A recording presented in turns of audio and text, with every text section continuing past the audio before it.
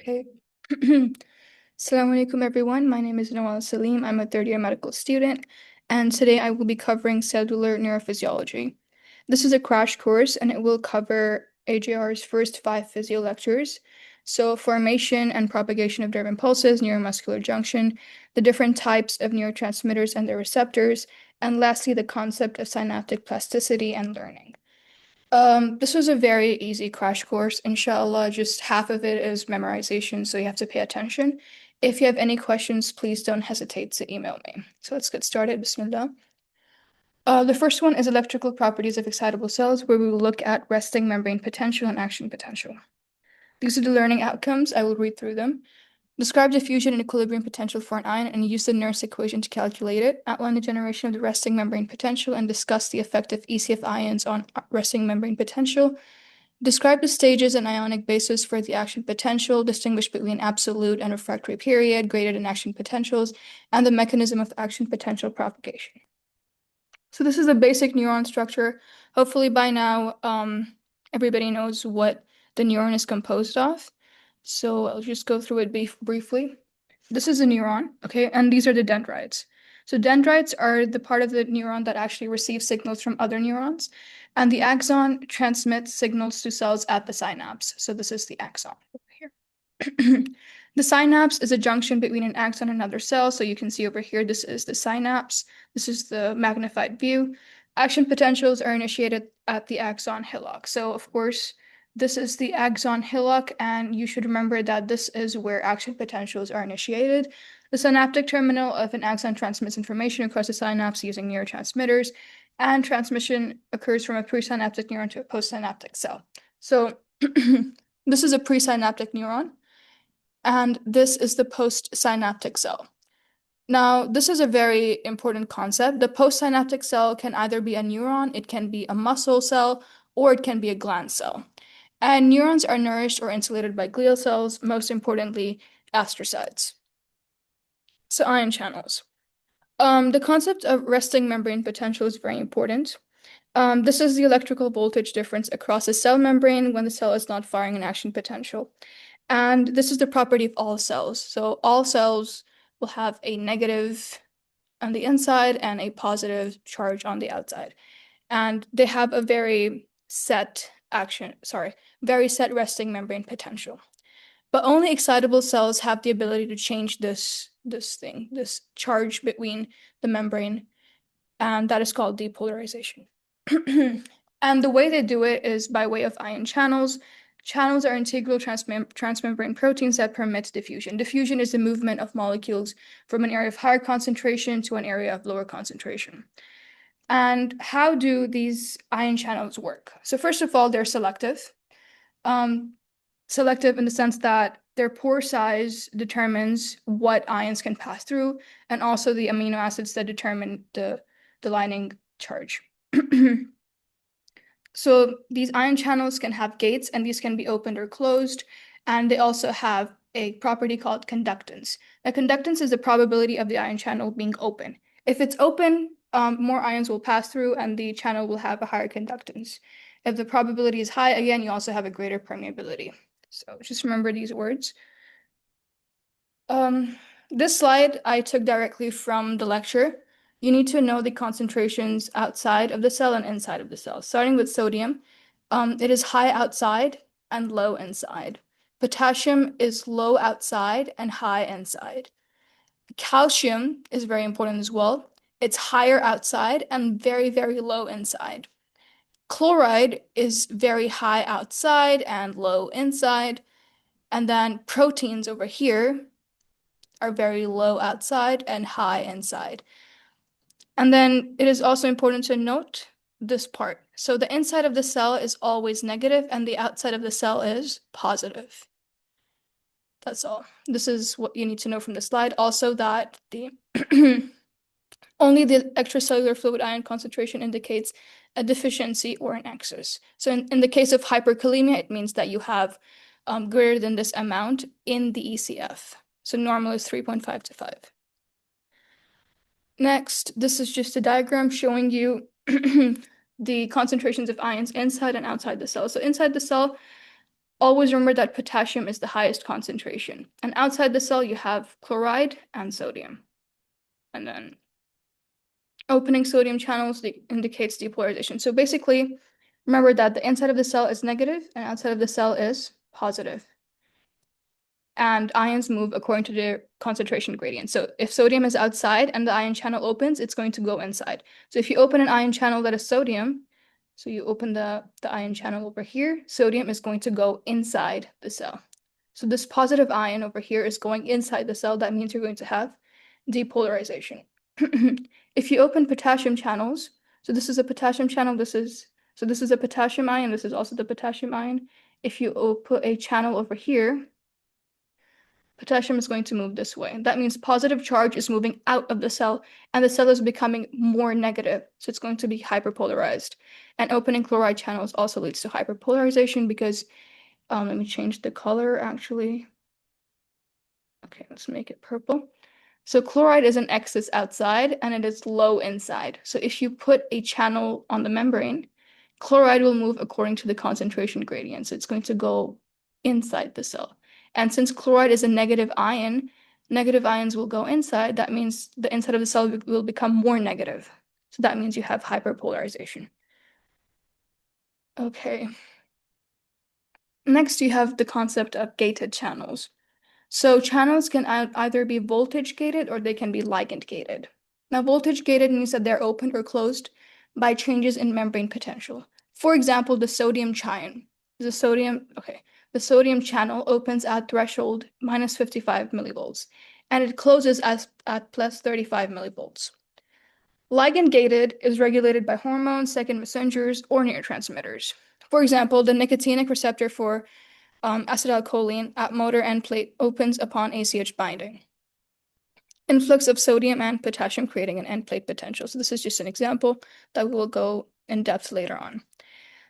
This is another example of ligand gated. So CAMP is a secondary messenger that is a ligand, and it is going to open or close cyclic nucleotide gated channels.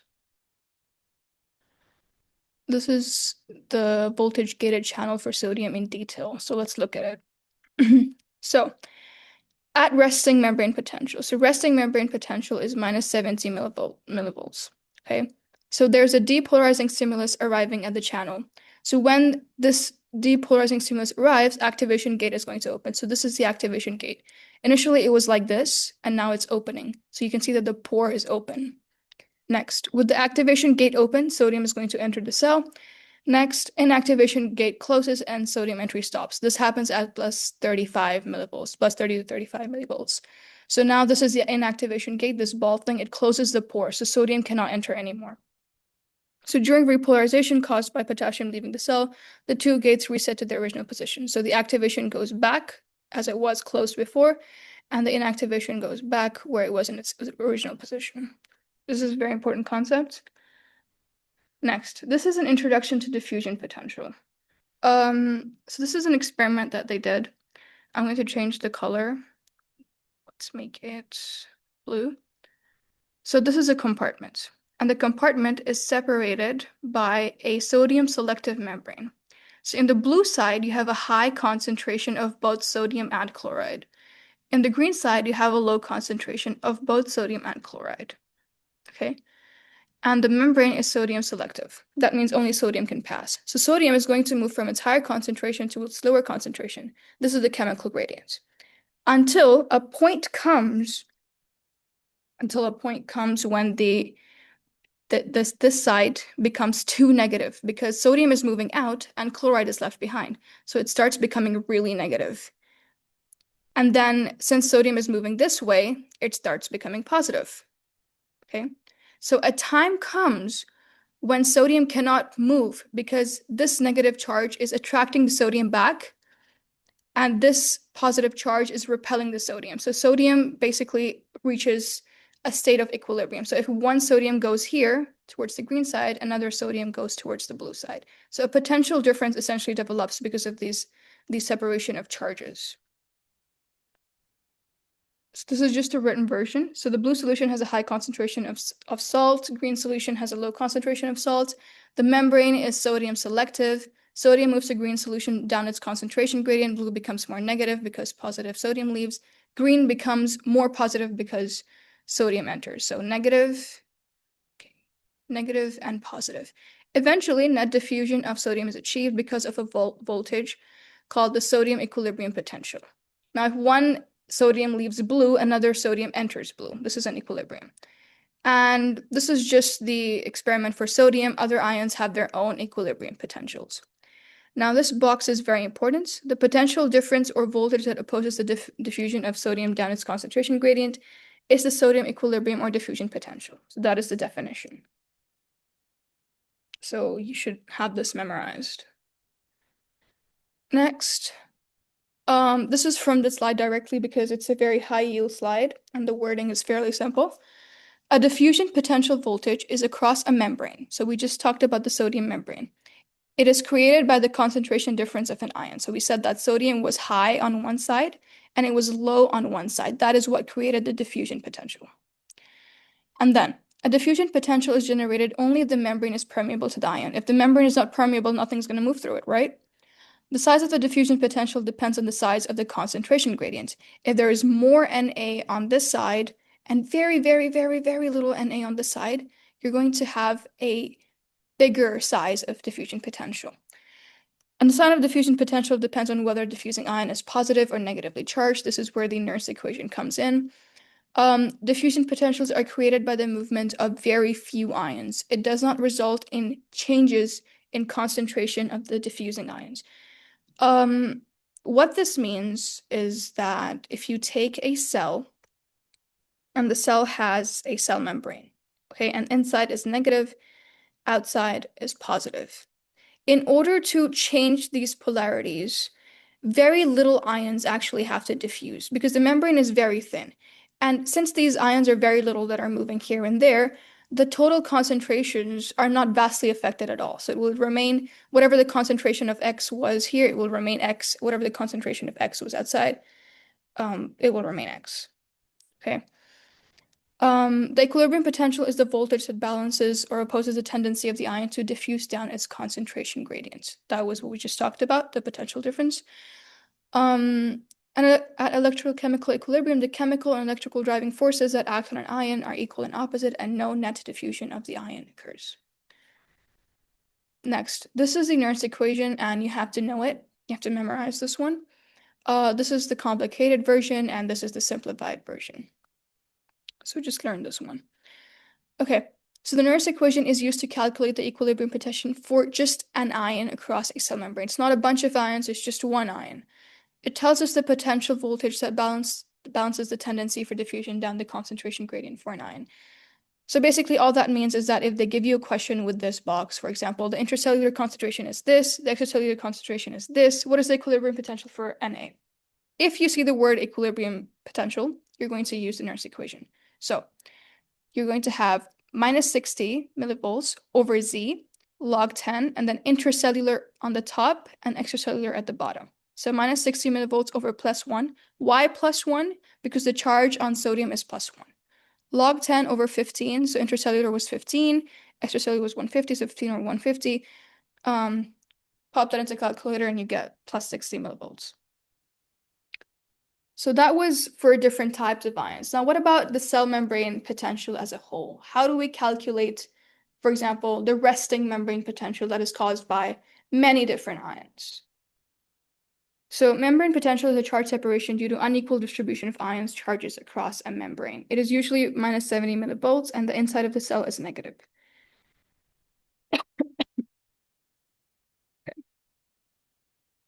So this is the GHK equation. No need to know the name, no need to know the equation. You just have to know the concept.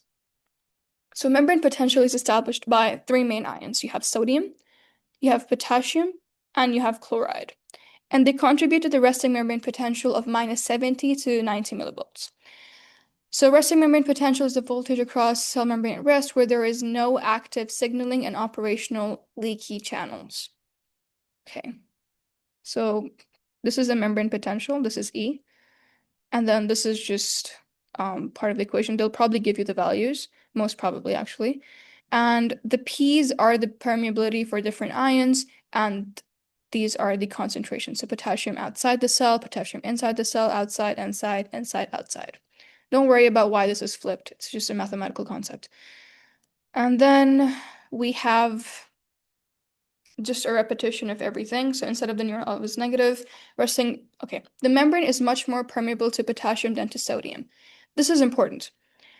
We said that the resting membrane potential is formed by three ions. We had sodium, we had potassium, and then we had chloride. So what is the most important ion? Which ion is the most important in determining the resting membrane potential? What do you think, without reading the screen? Give it a thought, and the answer is potassium. So the membrane is much more permeable to potassium than to sodium. So the resting potential is close to the equilibrium potential of potassium. So that is the potential that would be generated by potassium if it was the only ion in the system. So what that means is that in a normal cell, the cell is not very permeable to sodium or chloride, but it is very, very, very permeable to potassium. And it has these ions called ion channels called potassium leak channels. And these always allow potassium moving inside and outside and whatnot. So whatever the resting membrane potential is, it is very close to the equilibrium potential of potassium. So remember that. So that is the direct cause of that is the potassium leak channels, and the indirect cause of that is a sodium potassium pump. So it pumps 3 sodiums out of the cell and 2 potassiums inside of the cell. Okay, this is a table format. So potassium leak channels, potassium diffuses out of the cell. Large anions are always trapped inside the cell. They contribute to the negative resting membrane potential. And sodium potassium pump pumps out 3 sodiums and 2 potassiums inside the cell. So these are 3 main factors that contribute to the resting membrane potential, which is minus 70 millivolts. Yeah, this is a more diagrammatic version. Same concept all over again. There's a lot of sodium outside of the cell and a lot of potassium inside the cell. Okay, and the resting membrane potential is minus 70 millivolts. So this is Vm. Now, as you can see, the equilibrium potential of potassium is minus 90. The equilibrium potential of sodium is plus 60. So you can see that the RMP is very close to potassium. This is because of the leak channels. So in a resting neuron, sodium and potassium are both permeant and both contribute to RMP. But potassium is way more permeant, and the resting membrane potential is closer to the potassium equilibrium potential. However, it is important to note it is not the same as the potassium equilibrium potential because both sodium and potassium are permeant. So it is close to potassium, but not equal to potassium because there are other ions contributing. A driving force, very, very simple concept. If you look over here on this thing that I'm pointing at, this diagram, this is the equilibrium potential for potassium. This is the resting membrane potential, and this is the equilibrium potential for sodium. There's very little difference between RMP and potassium. Okay, and there's a huge difference of 135 millivolts between RMP and sodium. So, in the case of a sodium channel opening, which is the case in depolarization, sodium will rush into the cell because the driving force is much, much greater. However, if more voltage-gated channels for potassium were to open, it would not be as fast because the driving force is much slower. So let's read this. Driving force in ion is the difference between membrane potential and the ion's equilibrium potential. So the current flow occurs if driving force in the ion is present and the membrane is permeable to the ion. So it will occur regardless of if the driving force is great or small. It will occur if there is a driving force. Direction of current is the same as the driving force, and the magnitude of current is the size of the driving force plus the permeability of the ion. So remember that. Next is changing the plasma concentrations for potassium. So just to recap, I'm going to change the color. Let's make it potassium is blue. Okay. So this is the RMP. This is minus 70 millivolts. Okay. And if you put a depolarizing stimulus, it is going to go up, up, up. And if the depolarizing stimulus is strong enough, If it reaches minus 55 millivolts, then sodium channels will open and the action potential will occur. Okay, so what do you have to know here? You have to note that in normal kalemia, which is that the normal plasma concentration is 3.5 to 5, super threshold, above threshold stimulus will fire an action potential. This is a normal case. Okay, an action potential is a rapid all or none change in membrane in an excitable cell, so basically depolarization caused by voltage-gated ion channel opening that propagates along the membrane without decreasing in amplitude. We will come to that. This is a definition. So what is the case in hyperkalemia? Hyperkalemia is when the ECF concentration of potassium is greater than 5. Oops, greater than 5. So this means that if this is a cell, this is a normal cell, and you have lots of potassium inside and very little potassium outside. Now, in the case of hyperkalemia, change the color to purple. So in the case of hyperkalemia, find purple. Okay, whatever. So you already have a lot of potassium inside the cell. Now, in hyperkalemia, you also have potassium outside the cell. So they're both high. So what that means is that the high potassium outside will reduce potassium efflux. Now look at the concentration gradient. In a normal cell, high potassium concentration means that the potassium will move outside the cell, right? Now in a cell with hyperkalemia, this is reduced because the concentration gradient is reduced. So that means that the inside is going to become less negative because potassium is not going outside the cell, it's staying inside the cell. So it's going to be negative, negative, negative, negative, because all of this is trapped inside the cell and the concentration gradient is not there. So the resting membrane potential is going to shift upward. So initially in normal kalemia it was minus 70. In hyperkalemia, it is going to be like minus 60. So any graded potential, any small stimulus is going to actually fire an action potential. It is going to reach the threshold and fire an action potential. That means that action potentials are very easily fired in hyperkalemia. And that would cause muscle rigidity because of the increased contraction of muscles and action potentials, muscle contraction action potentials, cramps, spasms, and rigid paralysis.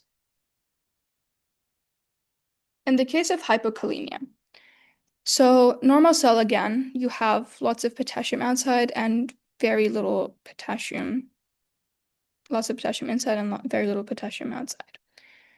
So in the case of hypokalemia, you still have potassium inside, but then you have very, very, very, very, very little potassium outside. So this was a normal cell, right? Normal cell. Potassium is going to move towards the outside, okay, in a normal amount. But in the case of hypo, when there is less calcium outside, the concentration gradient has increased. That means more potassium is going to leave the cell. Okay, so potassium is a positive ion, and more of it is leaving the cell. That means the inside of the cell is becoming more and more negative. So it's even more negative. That means the resting membrane potential is going to fall further down. So it was going to go negative 70 to, for example, negative 90. And that is very, very negative. So what that means is that a normal action potential will not be able to fire. So any normal stimulus that was previously firing action potentials would not be able to reach threshold this time because the resting membrane potential has dropped so low that you need a very, very strong stimulus to actually reach threshold. And that is why hypokalemia is going to cause flaccid paralysis. That means that the action potential is not firing, the muscles are not contracting, and everything is just floppy. So this is the diagram altogether. In normal plasma, you have 3.5 to 5 millimolar. And then any normal stimulus can fire an action potential. In hyperkalemia, small stimuli can fire action potentials. And that means the muscles are always contracting and you would get rigid paralysis. In hypokalemia, RMP is so low that you need a very, very strong stimulus to actually reach threshold. And that is going to cause a problem because not all stimuli are that strong. So you're going to get flaccid paralysis. Non-graded potentials. So we have postsynaptic depolarization, where the signal moves from dendrites to soma to axon hillock. Okay, so we saw over here that in the first slide that the potential comes this way and then it moves this way, right? So until it reaches the axon hillock, it is called a graded potential. Now, this graded potential actually loses strength because of current leak and cytoplasmic resistance, because there is nothing to actually revive the current. And there's so many organelles inside the cell, in the nucleus of the cell, and around the nucleus of the cell, you have the mitochondria, the ribosome, so all the current is just basically dissipating. So if you start at 100% at the dendrites, and then you go all the way to the axon hillock, and then you reach 37%, you can actually fire an action potential, okay? So if the graded potential is still 37% of its original strength, by the time it reaches the axon hillock, it will fire an action potential.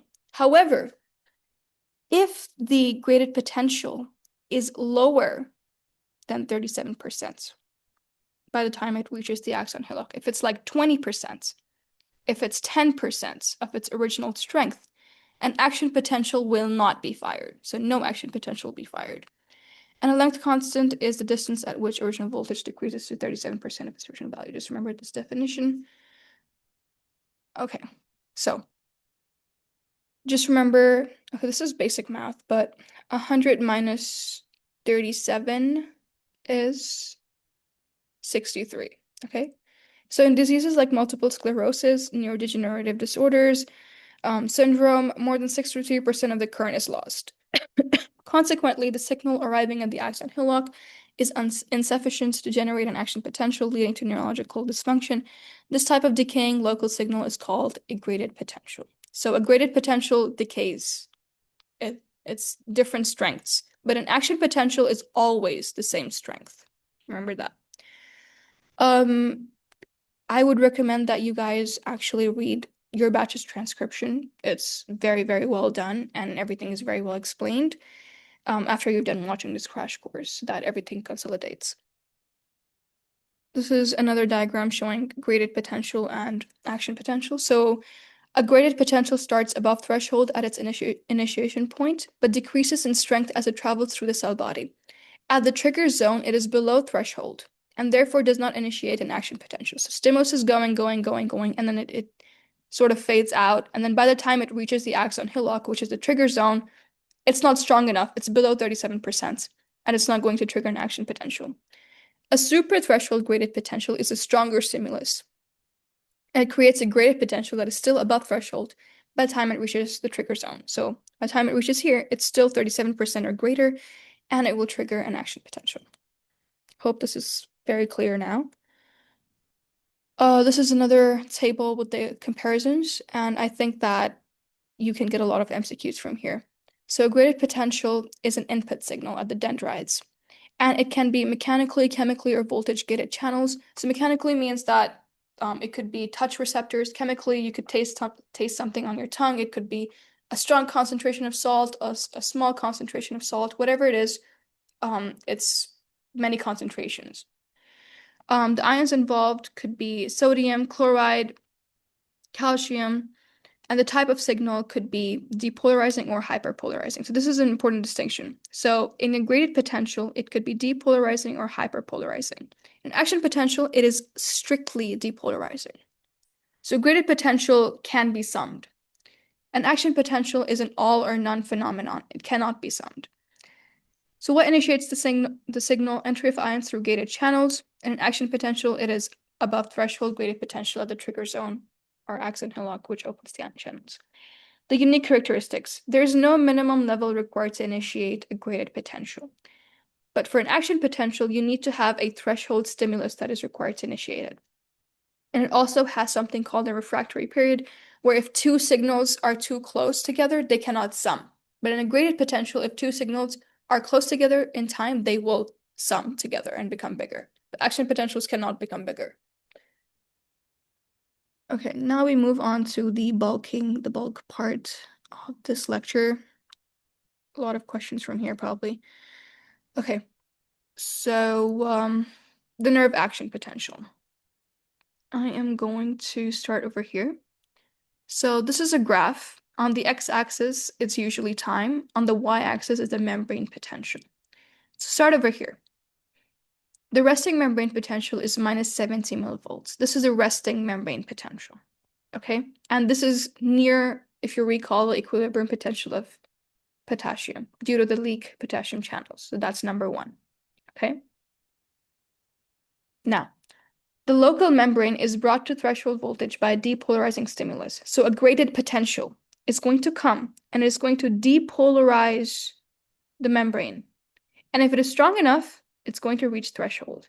So threshold is usually minus 55. If this graded potential is able to depolarize the membrane until minus 55, an action potential will start. So how will this action potential start? We're going to have the opening of a voltage-gated sodium channel. So sodium channel, remember that the driving force for sodium was so high. And that means that sodium will rush into the cell. And sodium ions are positive ions. And when they rush into the cell, the inside of the cell is going to go from negative towards the positive side. So that is why you can see this upstroke. So all the way up till here, you can go up to around plus 30 to plus 35 millivolts. This is because of sodium rushing into the cell. Okay, that's number 3. Now, at the peak, number 4, what happens? We can see that it's not becoming more positive. That means that you can fairly guess that sodium has stopped rushing into the cell because it's not going more positive. It's stopped here. And that is what you can read here. You have inactivation of sodium channels, and you also have delayed opening of voltage-gated potassium channels. Now, remember, potassium channels over here on the cell membrane, and then you have potassium outside. Now, potassium is at a high concentration inside the cell, and it is a low concentration outside the cell, right? If you open a channel, potassium is going to go outside of the cell because it is going from high concentration to low concentration. And that means since potassium is a positive ion, it is going to move outside the cell. The inside of the cell will become more negative. And that is exactly what's happening here. When the voltage-gated potassium channels open at 0.4, potassium is going to go out of the cell. So positive ions are now leaving the cell. That means that the inside of the cell is becoming more negative. That is why you're going down, down, down, down, down, down. You've reached threshold potential. You're still going down. You've reached resting membrane potential. You're still going down. Why are you still going down? Okay, let's read. Persistent current through slowly closing voltage-gated channels, potassium channels, hyperpolarizes the membrane towards the potassium equilibrium potential for potassium.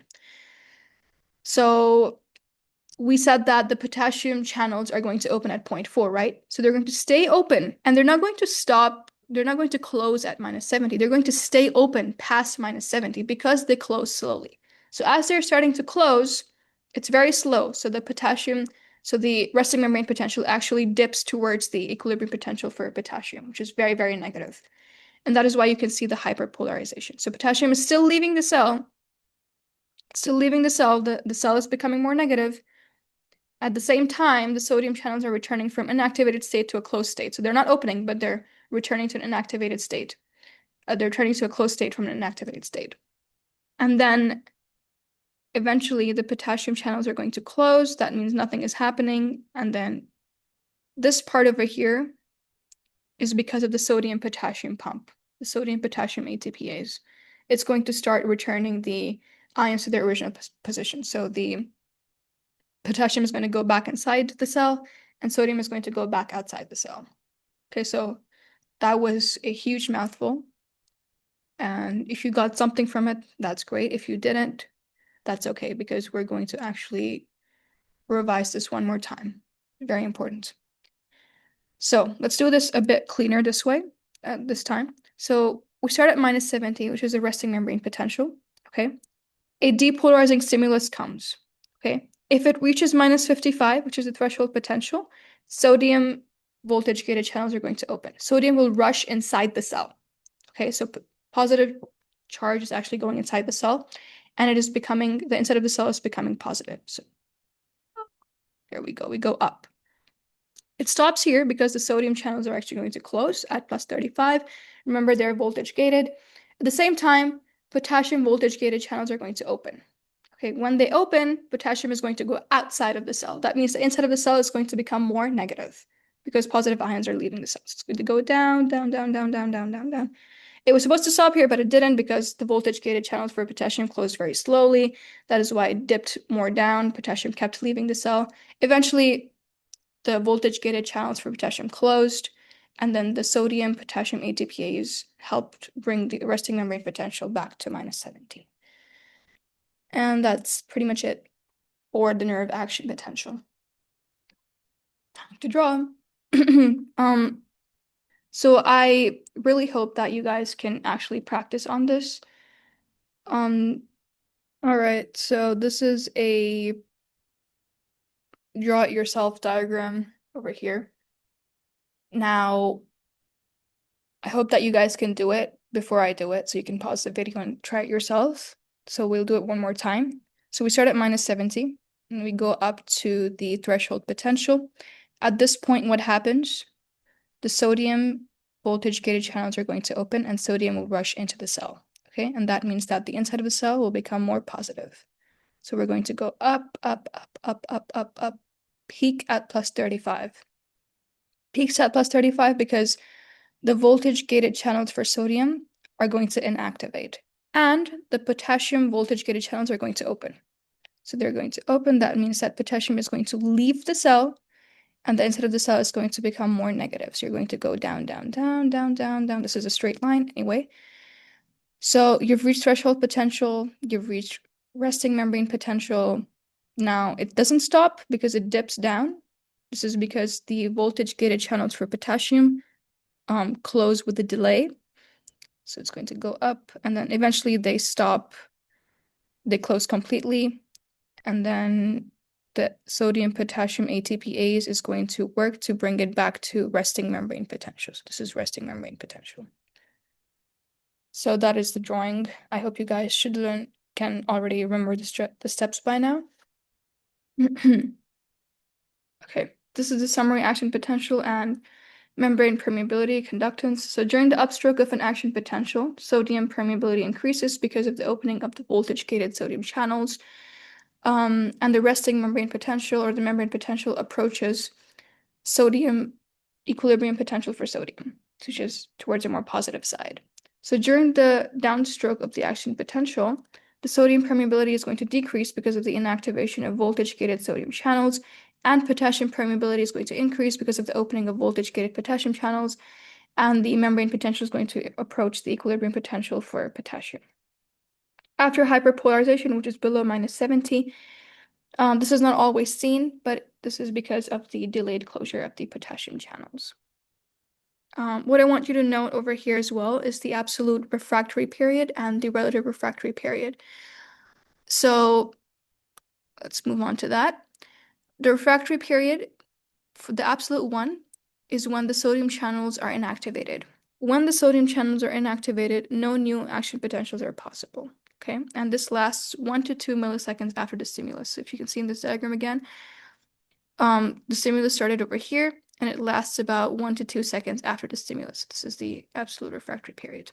In the relative refractory period, some of the sodium channels have been recovered, and if you want to start a new action potential, the stimulus to start it has to be very strong. Now, why does it have to be strong? Read this over here. An action potential can be elicited only if larger than usual inward current stimulus is provided. This is for relative refractory period. Explanation. The potassium conductance is higher than at rest, which means that potassium voltage-gated channels are open. And the membrane potential is closer to the equilibrium potential for potassium, and therefore farther from threshold, which means that it is farther from -55 millivolts. It's -85. More inward current is required to bring the membrane to threshold. So basically, you need a stronger stimulus to go from here to here, compared to just here to here. Okay. This is the summary of the events of the action potential. Resting -70 millivolts, threshold -55.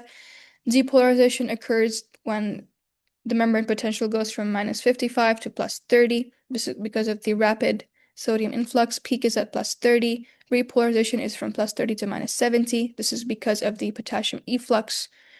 After hyperpolarization, this drops below resting membrane potential, drops to like -85. This is because of slow potassium channel closure.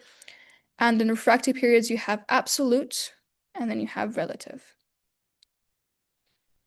Now, for the last part of the lecture, this is about propagation of action potentials. So step 1 is the resting state. So let's see, look at this diagram over here. This is the membrane, and this is the reading electrode.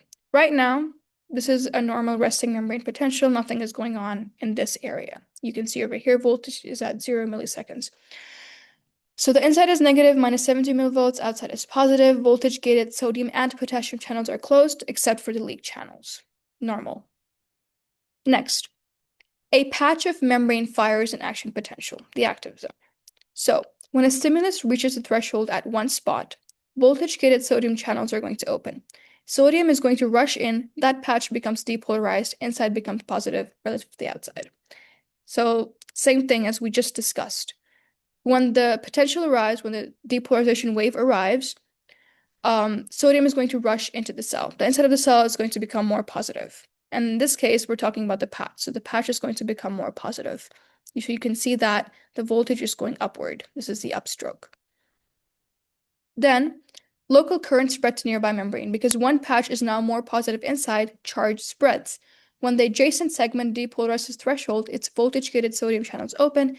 It generates a new action potential at that spot, so the AP action potential appears to move forward in a wave. All of this basically means that this is going to propagate. This is going to move forward. If it's going to become positive here, it will eventually become positive here as well. Okay, this is because of the sodium, voltage-gated sodium channels opening and the depolarization wave moving forward. What do you have to know about this? All this is the refractory period, specifically in this part. Now, why does an action potential only move forward? Why can't it move backward as well? Why is this? This is because of the absolute refractory period. Now remember, in the absolute refractory period, all voltage-gated sodium channels are inactivated. That means action potential cannot be fired again.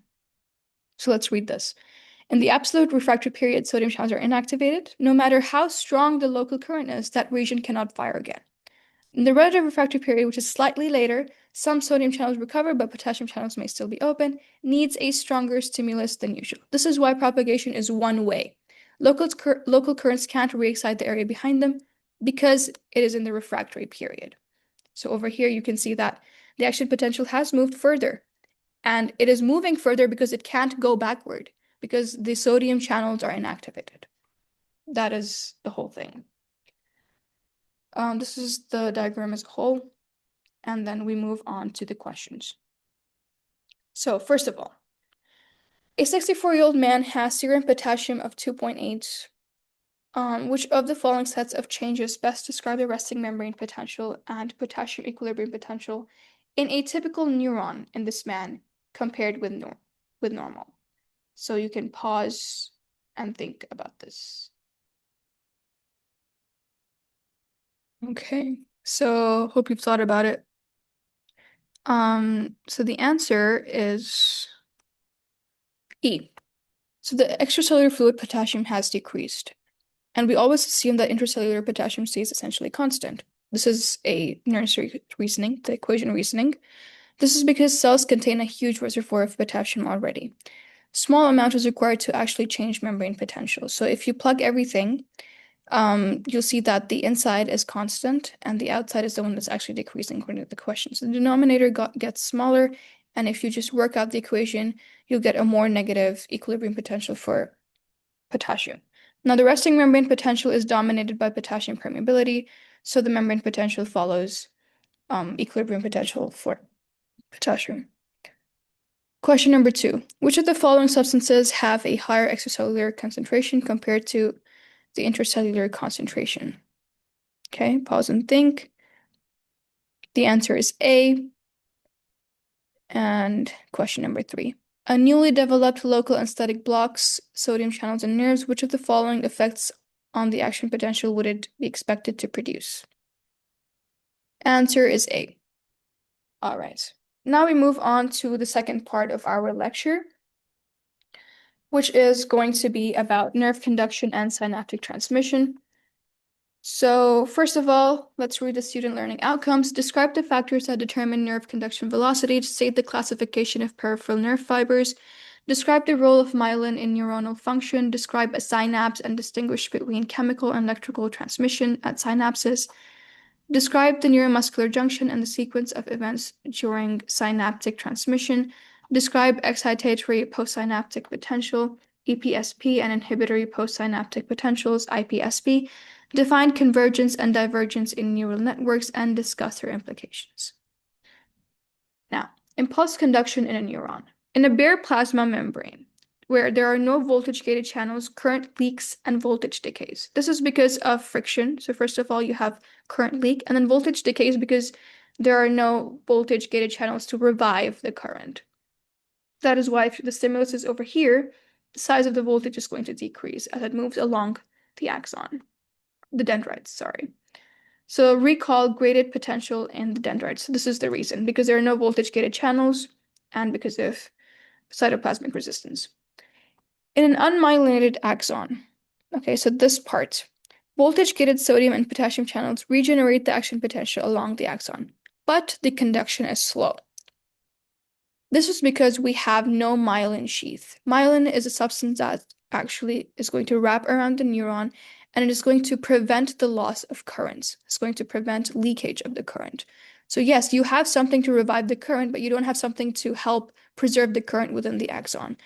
And the clinical relevance for this is demyelinating diseases like multiple sclerosis. So in multiple sclerosis, you lose the myelin sheath, and that is going to cause loss of current as it moves along the axon. In a myelinated axon, you have the best of everything. So it insulates current, so you have less voltage decay. You have action potential generated, but it's only at the nodes of Ranvier. I don't know how to pronounce this, but hopefully it's Ranvier. Action potential jumps from node to node, and this is called saltatory conduction. So this is the stimulus. This is a myelin sheath. So it is going to jump from this node to this node, and then from this node to this node. And this is way faster than anything else. If myelin is removed, current leaks away. As current reaches next node, length constant is going to decrease. So insufficient voltage to open sodium voltage-gated channel and action potential is going to die away. So all of this means that if you lose the myelin sheath, the current is going to be lost. It's going to become less than 37% of what it was before. It's not going to be able to reach threshold or open a voltage-gated channel, and the action potential is going to die away. Okay. This is the second diagram. So important to note, sodium channels are over here at the nodes, and potassium channels are under the myelin. We said that the action potential jumps from node to node. So it jumps from this sodium channel to this group of sodium channels. And AP conducts very fast. Conduction velocity is also increased by axon diameter. So if you have this axon over here, and then you have this axon. In this axon, you would have a higher conduction velocity because of the increased diameter. Next, synapses. So synapses, as you recall, are the connections between nerves. So this is a presynaptic nerve over here, and this is a postsynaptic nerve. So this little space is what we call a synapse, or a synaptic cleft, to be more specific, in the middle. So these either produce a graded potential or an action potential. Graded potentials make the postsynaptic neuron more excitable. Further or stronger stimulation may produce an action potential. As we said, that graded potentials can be summated, so that is why you get an action potential. It also actually serves as a functional connection between the neuron and the second cell. So the second cell can be a neuron, it can be a muscle cell, it can be an end plate, whatever it is. The direction of signal spread is determined by the synapse. It also filters signals. So if there is an excitatory signal and the postsynaptic, whatever it is, doesn't need it, it's going to filter that out. It can also store information, and that is the basis for memory and learning. So chemical versus electrical synapses. Electrical synapses are not that important because they're very uncommon in mammals, but you should know that they're found in the retina and the olfactory bulb. They have very fast transmission. There's no synaptic delay. They can travel in either directions. Also important to note. So these can travel in either directions. And there's cytoplasmic continuity between pre and postsynaptic cells. So you have gap junctions. Okay. Chemical synapse is the one that's important over here. It is present throughout the central and the peripheral nervous system, so in your whole entire body. There's something called a synaptic delay. So as the neurotransmitter or whatever substance is moves from the presynaptic membrane to the postsynaptic membrane, there's a space in the middle called the synaptic cleft, and that is going to cause synaptic delay, which is around 0.5 milliseconds. Impulses can only travel in one direction. A neurotransmitter carries electrical impulse across the synapse, and there is no continuity between pre and postsynaptic cells. This is called a synaptic cleft, like we just said. Okay. A reminder of what a reflex arc is. So you have the sensory neuron starting from the cutaneous ending. It goes all the way into the the central nervous system or the peripheral nervous system, whatever it's going to be. This is the cell body.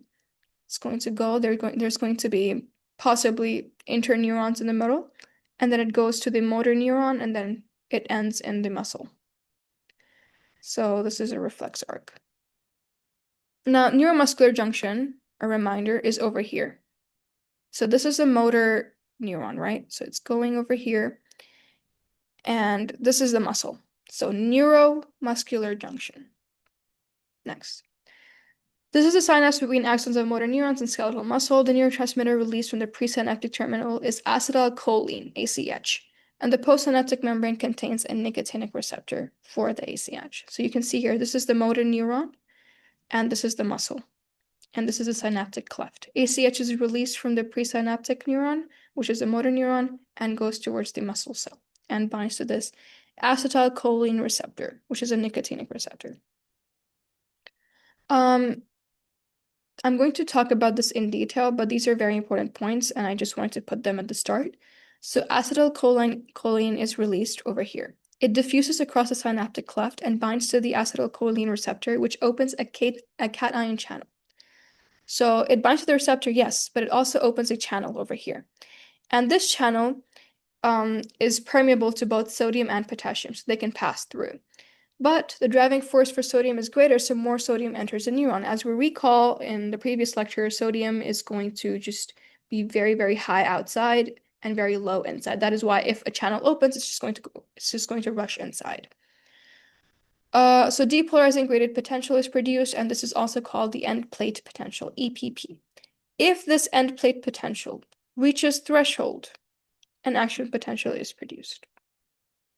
Now, for the presynaptic membrane. First of all, we have to know where acetylcholine actually comes from. It comes from acetyl coenzyme A plus choline, and this is the enzyme over here is choline acetyltransferase. ACH is stored in synaptic vesicles with ATP and proteoglycan. So basically, you have all these tiny vesicles in the presynaptic membrane, and inside you will find ACH, ATP, and proteoglycan. An action potential is going to cause depolarization of the synaptic terminal. Okay, so action potential over here, it's coming this way. Let's change the color now. Blue. So when the action potential arrives, it is going to open calcium channels in the presynaptic membrane. Calcium is going to rush into the cell. Okay, and it is going to cause vesicle fusion with the membrane. So all these vesicles are going to go to the membrane and they're going to fuse. Once they fuse, they're going to release the ACH into the synaptic cleft. And the ACH is going to go about its merry way towards the postsynaptic membrane. So, in the postsynaptic membrane, two acetylcholine molecules are going to bind to the alpha subunit of the nicotinic acetylcholine receptor on the postsynaptic membrane. This is a mouthful, but you have to know this. So the receptor is a ligand-gated ion channel. The pore of the channel opens. The open pore allows both sodium to enter and potassium to leave simultaneously. More sodium enters due to higher driving force, and the membrane is depolarized.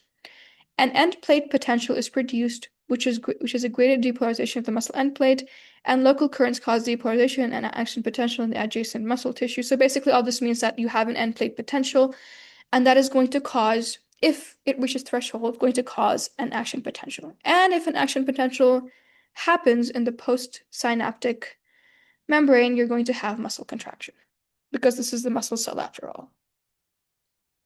Now the end plate potential. I put this slide because I remember in my TBL last year, they put something about a quantum, and I was like, we really need to put this in the slides. So the contents of one synaptic vesicle, which is one quantum, produces a miniature end plate potential called a MEP, which is the smallest possible EPP. MEPPs summate to produce an EPP, which is an end plate potential. The end plate potential is a graded depolarization. So remember, this is graded. It's not action, it is graded. Hence, many end plate potentials can add up to become an action potential. So remember that from the table that a lot of graded depolarizations or graded potentials can add up, can summate if they are close together in time to become an action potential. That is the case here. So a lot of mini end plate potentials are going to summate to become a big EPP, and that is going to become an action potential later on. Now for the degradation of acetylcholine. This is an important topic because it's very clinically relevant. The end plate potential is transient. It doesn't last forever because acetylcholine is degraded to acetate and choline by this enzyme called acetylcholinesterase on the muscle end plate. Half of this choline that was just broken down is taken back to the presynaptic membrane by sodium choline cotransport and made into new acetylcholine. So if you can look over here, start over here, this is synaptic vesicle. Calcium is going into the cell. It causes the membrane fusion of the vesicle and the cell membrane. So ACH is released. It goes and does its work at the receptor. After it's done, it is going to be broken down by this enzyme over here, acetylcholinesterase, into sodium and choline. Into choline and acetate. Choline and sodium are going to be co-transported into the presynaptic membrane, and choline is going to be used up and made into new acetylcholine. For the topic of poison, you have neostigmine and you have hemicholine. So neostigmine is an acetylcholine esterase inhibitor, which means that it blocks degradation of ACH. So over here, if you block this enzyme, that means this is just going to stay at its receptor for longer and do whatever it was doing for longer, which was generating action potentials. So that means that its action is prolonged and you have an increased end plate potential, which may mean more action potentials. Hemicholine blocks choline reuptake and depletes presynaptic ACH stores. So the whole purpose of breaking down acetate and choline is to remove it from the receptor and also to recycle it back into presynaptic. So if this enzyme, if the reuptake is blocked, that means choline is not going to be able to go back into the presynaptic cell, presynaptic neuron, whatever it is. It's not going to be able to go back. And that means that if you want to synthesize acetylcholine, the choline part is missing because it's not being recycled. And that means that you have, at the very end, you have less acetylcholine being actually produced and then going to the receptor, and then the whole thing just breaks down. So these are the poisons that you need to know. These are the pathologies at the neuromuscular junction. So let's start with myasthenia gravis. You have antibodies. This is an eye. You have antibodies against the acetylcholine receptors. Okay, and this means that the acetylcholine is being produced, but it's not going to bind to the receptor. If it's not binding to the receptor, it's not going to do its job.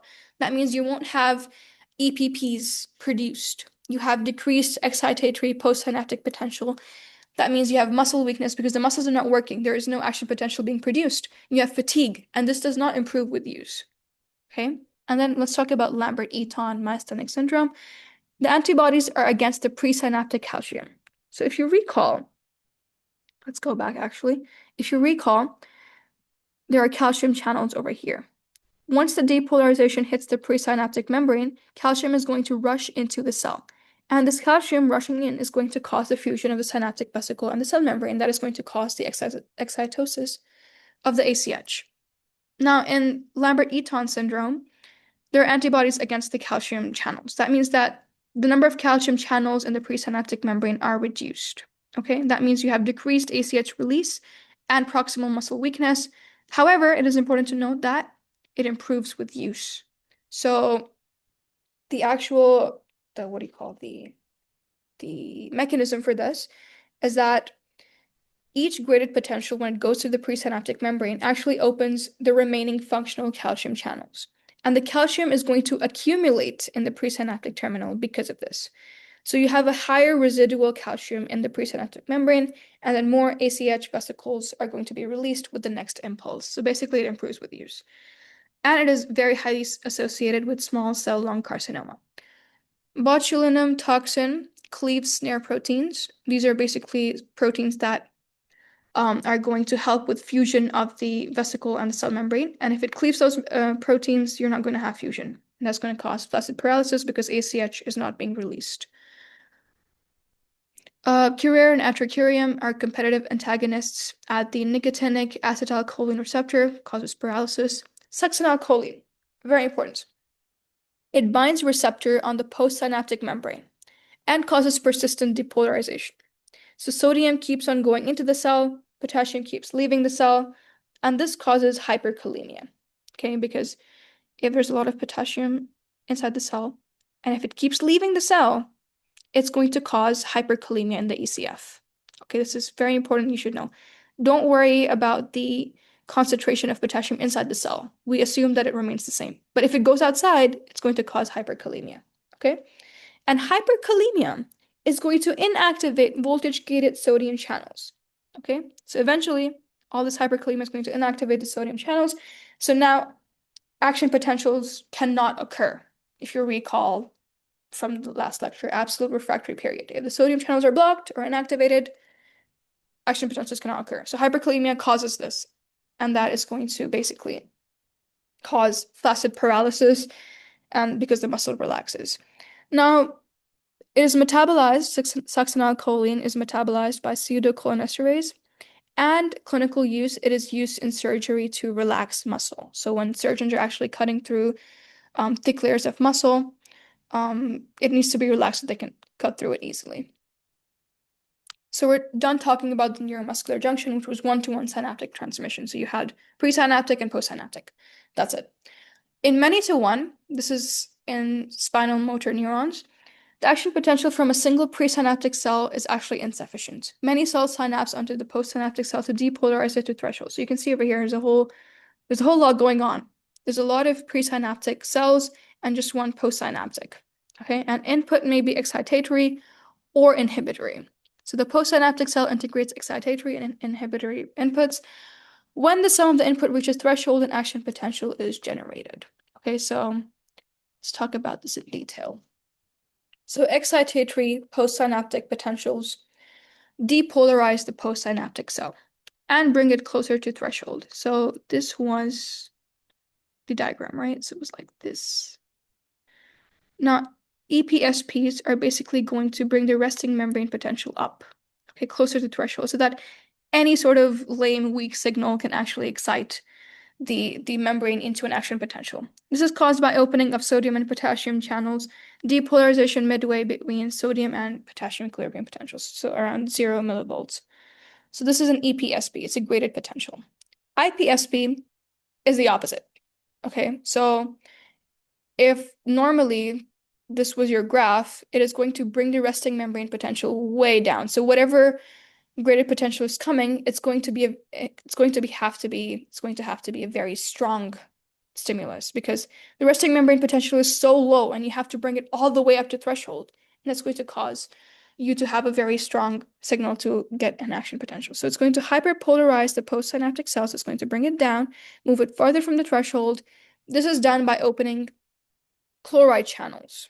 Okay, so chloride is going to rush into the cell and it's going to make it more negative, thus hyperpolarization. And that's pretty much all you need to know. So this is important. Okay, so these neurotransmitters are excitatory. So acetylcholine, norepinephrine, epinephrine, dopamine, glutamate, serotonin. And for IPSPs, inhibitory, GABA, which is mostly in the brain, glycine, which is in the spinal cord and brainstem. Okay. Now, a neuronal circuit may have both excitatory and inhibitory output signals. So let's ignore this for a bit and think about a person. Now, this person is actually playing football, okay? And he wants to raise his leg to kick the ball. So if he raises his leg, the extensors are going to activate, right? The extensors are the one that are going to move the leg up, and the flexors are going to move it down. So when this person is playing football, he wants his extensors to work. That means that his extensors are going to have excitatory signals so that they can move up. On the other hand, his flexors should not interfere. They should be inhibited because you only want the extensors to work. So the flexors are going to get an inhibitory signal, and that is how this person will be able to move his leg up and kick the football. So let's read this. While an excitatory signal is transmitted by one set of neurons in the spinal cord to cause forward movement of a leg, an inhibitory signal is transmitted through a separate set of neurons to inhibit the flexor muscles so that they will not oppose the forward movement. This type of circuit is characteristic for controlling all antagonistic pairs of muscles. For example, extensors, flexors, biceps, triceps, and it is called the reciprocal inhibition circuit. Hope that's clear. Okay, now, last part of the lecture, neural integration. A neural pool is a functional group of neurons that integrate incoming information received from receptors or other neuronal pools and forward the processed information to its appropriate destinations. So let's suppose you have a neuron, okay, and it's going like this. Now, in the neuromuscular junction, we saw that it was just one-to-one. It was like this. That was how it was. So this was the presynaptic, this was the postsynaptic, synaptic cleft in the middle. However, we saw that in the spinal motor neurons, this was the axon, okay, and this was the presynaptic. And then there were other presynaptics with it. So it was like 1, 2, 3, 4, and like just one huge postsynaptic. It was like that. Okay, so there's different types of circuits that you can get. So you can have like something like this, which is convergent. So all these many different neurons are going to become one neuron, or you can have like just one neuron and its synapse is going to synapse with many other neurons. It's going to be 1, 2, 3 postsynaptic neurons. So things like that, this is what we call a neuronal pool. Now, divergent circuits. One neuron diverges into many. So this is one neuron. This is the input. And it's going to diverge into many. So this is one synapse with another, one synapse with another. Okay? And then synapse, all these. So basically, it's going to become an amplifying circuit. For example, the brain wants to kick a football, okay? And one brain neuron is going to go down. It is going to transmit the information to 100 motor neurons. So the 100 motor neurons are going to have to supply 1,000 skeletal fibers. That is what we call an amplifying circuit. Memory is also an example. Sensory input goes to the sensory cortex and pyramidal cells and then distributed. So convergent circuit is when many neurons converge into one. Okay, so this is one neuron, has many axons, just converting into one. And then convergence from multiple sources, so 1, 2, 3 inputs into one output. So this is either strong stimulation or inhibition. A reverberating or oscillating circuits, very easy to remember. It is associated with rhythmic activities like breathing, sleep-wake cycle, and learning as well, with many neurons stimulated in a loop. So this is input, and then it's just oscillating like this, a circular motion. So parallel after discharge circuit. So this is input, okay? So input, as you can see, is going up and then synapsing with the output. At the same time, the input is also going with this other branch, and then this is also synapsing to the output. And then same thing over here. So this produces a prolonged output by sending one input through multiple parallel pathways with different synaptic delays. So the point is that you need to have a sustained muscle contraction for a longer time. That is when you use a parallel after discharge circuit, for example, in the withdrawal reflex. Now for the questions. Which of the following is characteristic of the events occurring at an excitatory synapse? So keyword excitatory synapse, pause and think. The answer is D. Question 2, the image shows a myelinated neuron. At which point along the length of this neuron are voltage-gated sodium channels most concentrated? Sodium, keyword. Pause and think. The answer is E. Now for the topic of neurotransmitters. All right. We're going to talk about the types and the roles. So we start with the learning outcomes. State the process of synaptic transmission and the effects of drugs at the synapse. Describe the classes of small and peptide neurotransmitters. Discuss the biochemical basis of small molecule neurotransmitter synthesis. Describe the biochemistry of neuropeptides, describe the role of glial cells in compartmentation of neurotransmitters, and list the peptide neurotransmitters. Okay, so let's talk about the release of neurotransmitter. So basically, we have all these different types of neurotransmitters, okay? And we'll divide them into two on the slide. You have small molecule neurotransmitters, and then you have neuropeptides. So small molecule neurotransmitters are basically mostly amino acids or other small molecules, and they are synthesized and packaged at the synaptic terminal. The precursor is collected by active transport. So when you have the synaptic terminal, okay.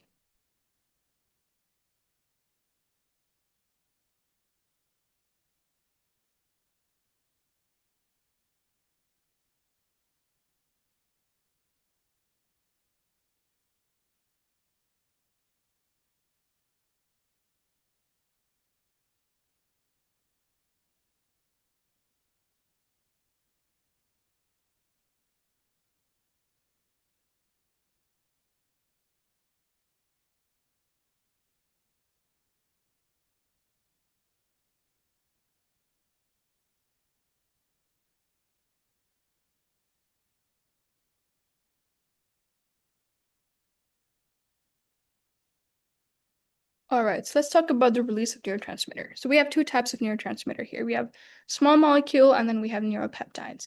Small molecules in the name, small neuropeptides are way larger. So these are synthesized and packaged at the synaptic terminal, and the precursors or whatever the ingredients are collected by active transport. So if they're floating around in the extracellular fluid, they're collected and then brought into the cell by active transport.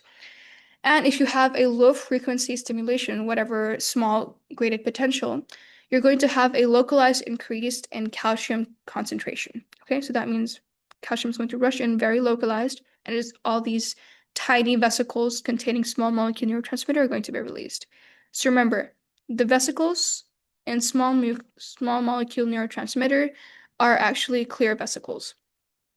For neuropeptides, these are synthesized and packaged in the soma, which is the cell body, and they're transported down the axon via microtubules.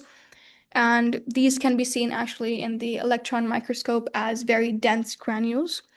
And they're only released when we have high frequency stimulation. Okay, so high frequency, you have more diffuse increase in calcium concentration, and then these diffuse granules are going to be released into the extracellular fluid.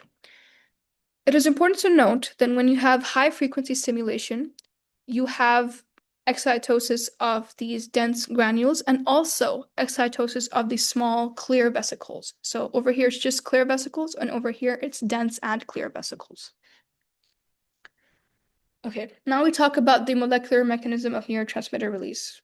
Don't get overwhelmed, very easy slide, okay? So let's start over here in this picture. This is the vesicle, okay? Outlining it right now. This is the vesicle, and this is the cell membrane over here. Now, synaptobrevin, this blue thing over here, forms a helix with syntaxin and SNAP25. Okay, so synaptobrevin, this blue thing, is going to form a helix with this green thing and with this red thing. Okay, so number 2, you can see over here that the blue thing has formed a helix with the red thing and the green thing, right? Then number 3.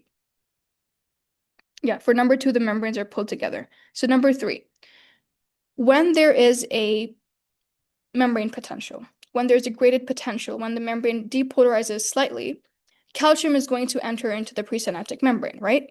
And the calcium is going to bind to the synaptotagmin. So over here, you can see that calcium, these tiny black things, are actually calcium, and they're bound to the synaptotagmin, the yellow molecule. And this calcium-bound synaptotagmin catalyzes membrane fusion. Okay, so over here, it was just membranes being pulled together. But over here is when the phospholipids are actually going to fuse, and the vesicle is going to empty out into the extracellular fluid. So whatever the contents are going to go outside. So very easy. Synaptobrevin is going to form helix with syntaxin and SNAP25. Membranes are pulled together. Then calcium is going to bind to synaptotagmin. It is going to catalyze membrane fusion, and then the neurotransmitter is going to go out. So look over here at the bottom. Tetanus and botulinum toxin cleave the vesicle snare protein, synaptobrevin. Other botulinum toxins are proteases that cleave syntaxin and SAP25 of the presynaptic plasma membrane. So what actually do we mean by small molecule neurotransmitters? Okay. They could be amino acids. Okay, very notable class. You could have glutamate, excitatory, aspartate, GABA and glycine, which are inhibitory, acetylcholine, which we just discussed was at the neuromuscular junction, purines, or ATP, found in almost all vesicles in the body, biogenic amines, catecholamines, so you have dopamine, norepinephrine, epinephrine, and then serotonin and histamine. Okay, so very important distinction over here, by the way. Biogenic amines include catecholamines and serotonin and histamine. Serotonin and histamine are not catecholamines. They're biogenic amines. So just remember the important distinction. Now we just move on to the very important section of this lecture. So acetylcholine. At the neuromuscular junction and in cholinergic neurons, we just talked about this. Acetyl-CoA plus choline by choline acetyltransferase at axon terminals. This is how it's made. Acetylcholine esterase cleaves 5,000 molecules per second. So what this means is that it has a very high activity. However, sarin, which is nerve gas, inhibits acetylcholine esterase, and that means that acetylcholine stays in the synaptic cleft for longer. Adenosine triphosphate ATP and other purines. So ATP is in all synaptic vesicles. It is excitatory. It is present in spinal cord, motor neurons, other ganglia, and the degradation is this pathway. So ATP to ADP, AMP, adenosine, inosine, and then xanthine. Important to know that it has to be activated after it's being done with the usage. Okay. Glutamate. Whole lot of text, but we will go through it one by one. So, first of all, very important, is excitatory in the central nervous system, okay? It cannot cross the blood-brain barrier. So if you have the brain and then the rest of the body over here, whatever glutamate is over here cannot pass through the brain to the brain through the blood-brain barrier, and whatever is in the brain cannot pass through the rest of the body. This is important because there are different concentrations of glutamate outside in the body and inside the brain in the skull. Okay, and we'll come to that in a bit. So how do we make glutamate? Where do we get it from? Okay, there's two main places. The first one is in astrocytes. So alpha ketoglutarate is being converted to glutamate using glutamate dehydrogenase. This is one. Neurons convert glutamine to glutamate using glutaminase. This is number two. This is how we get glutamate. So after glutamate is made, it is released in the synapse. Glutamate is taken up into the astrocytes by a sodium-dependent glutamate transporter. Okay, this is the inactivation step. So glutamate is a neurotransmitter. It will do its job at the receptor, and then it has to be taken up either by an astrocyte or by a neuron. So it is most oftenly done by an astrocyte. So in the astrocyte, glutamate synthase converts glutamate into glutamine. Okay, so this is another one of the astrocytes. Glutamine is transported back to neurons where it is reconverted to glutamate for repackaging into vesicles. This glutamate-glutamine cycle prevents glutamate accumulation, protects against excitotoxicity, we'll come to that, and ensures metabolic compartmentation between neurons and astrocytes. So astrocytes are basically doing all the work for neurons. Right. This is an electron microscope photograph. An astrocyte is this big yellow thing, and the membranes and the synapses are the pink things. So an astrocyte, basically, you'll learn about this in this block, encapsulates or surrounds most cells in the brain, and it does all the metabolic work for them. So in this case, it's going to take up the glutamate and convert it into glutamine to prevent excitotoxicity. Okay, so the neurotransmitter action is spatially restricted, otherwise noise and signaling is reduced. This is a function of astrocytes. So if you have ACH in the synaptic cleft and it's doing its work, that's fine. But after it's done doing its work, if it keeps floating around, it's going to go into synapses that we don't want it to go into. So it's going to induce responses that we don't want. That is why we have to make sure that it is very localized function and there is no noise in the signaling. Now for the inhibitory, you can see that I made this whole slide red because both GABA and glycine are inhibitory. So GABA is in the brain. It is slow inhibitory neurotransmitter. Okay.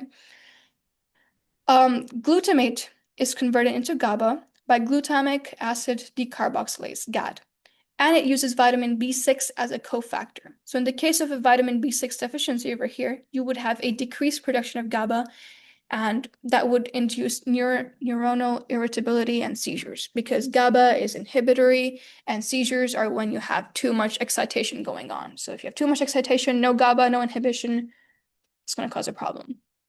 So after release, GABA is taken up by astrocytes via GABA transporters. You can astrocytes again over here. Inside astrocytes, GABA transaminase converts GABA into succinate for the TCA cycle. Glycine. This is a fast inhibitory neurotransmitter. Fast because there's chloride channels.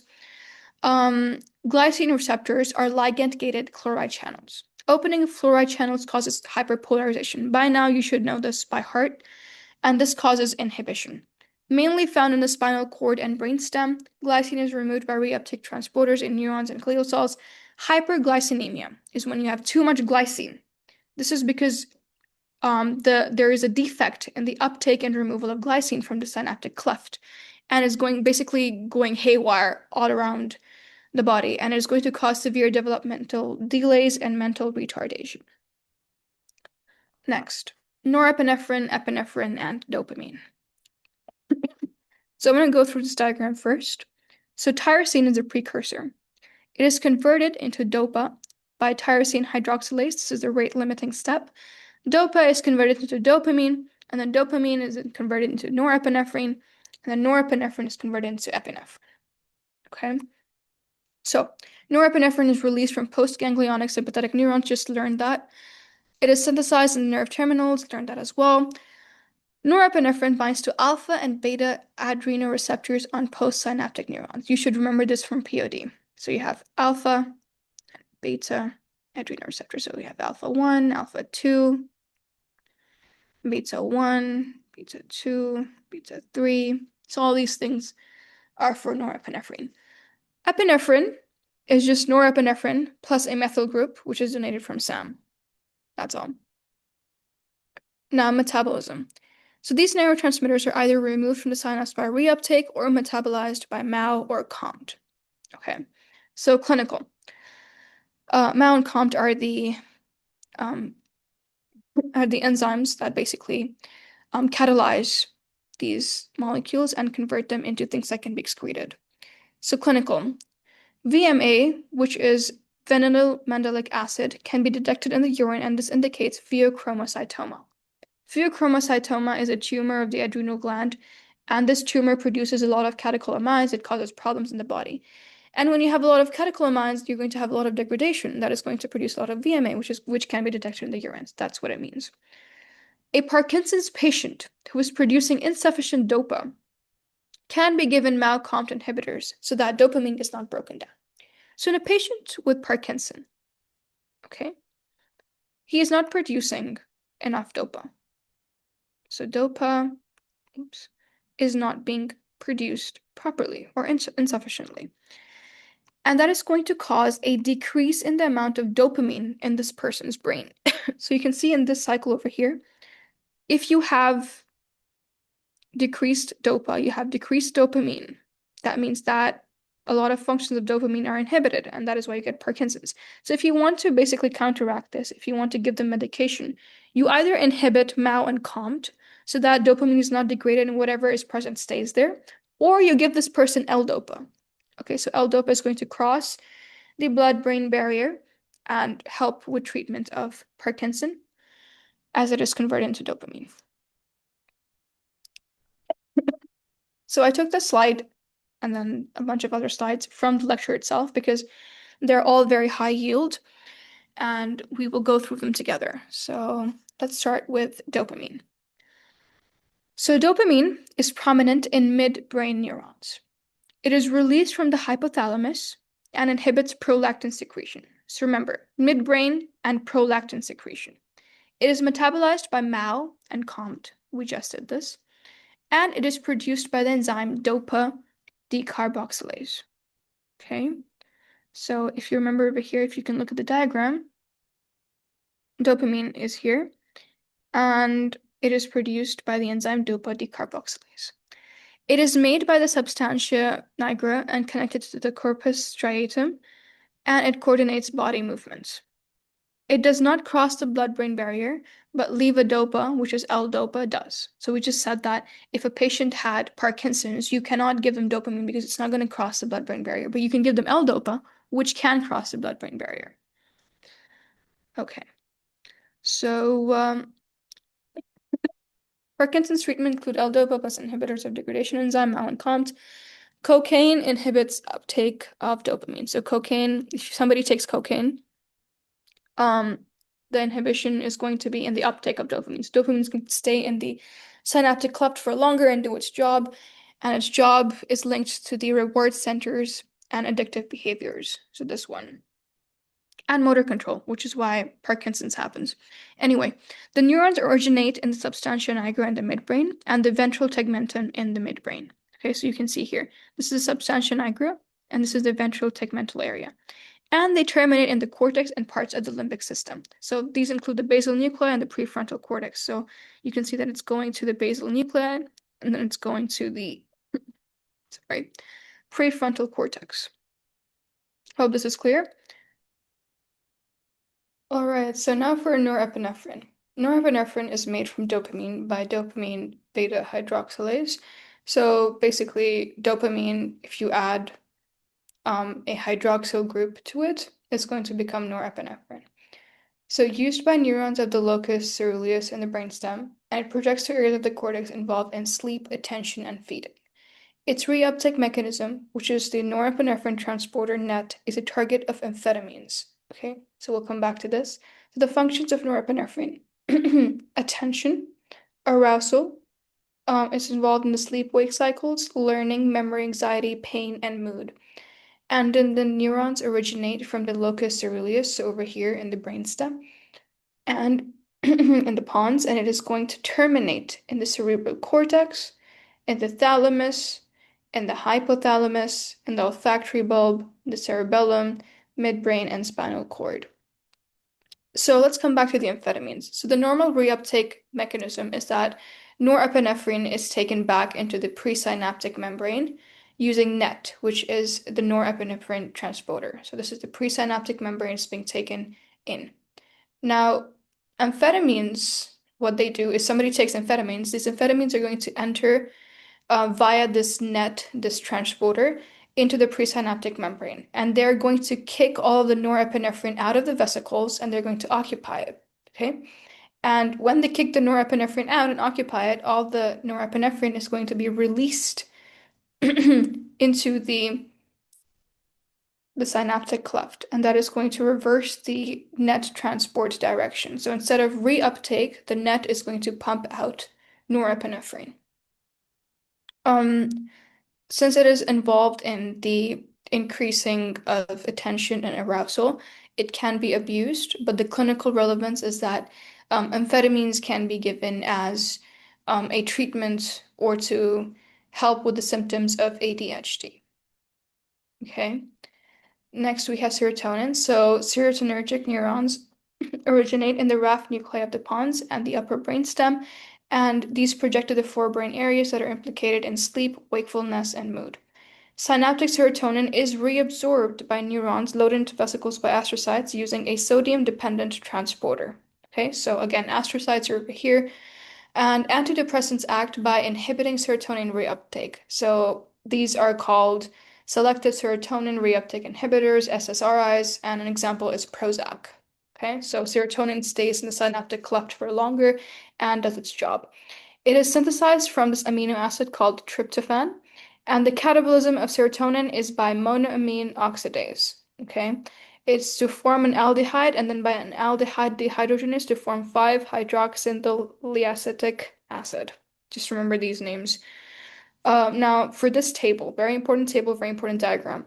Functions. In the lower nuclei, it is used to reduce pain and for locomotion. In the upper nuclei, it's used in the sleep-wake cycle for mood and emotional behavior, such as aggression and depression. So if you have more serotonin, you are less likely to have aggressive tendencies or depression. Neurons originate in the RAF nuclei along the brainstem midline. So you can see these nuclei. So this is one, this is another one, another one, another one. And then the lower nuclei are going to project to the spinal cord. So you can see here, they're going downwards. And the upper nuclei are going to project to most of the brain. So you can see it's everywhere. So this is the function and the anatomy of serotonin. Okay, histamine. Histamine is made from histidine by histidine decarboxylase metabolized by monoamine oxidase. So if you remember for serotonin, it was also metabolized by monoamine oxidase. So here also metabolized by monoamine oxidase. Made by neurons in the hypothalamus that project to all regions of the brain and spinal cord, just like serotonin.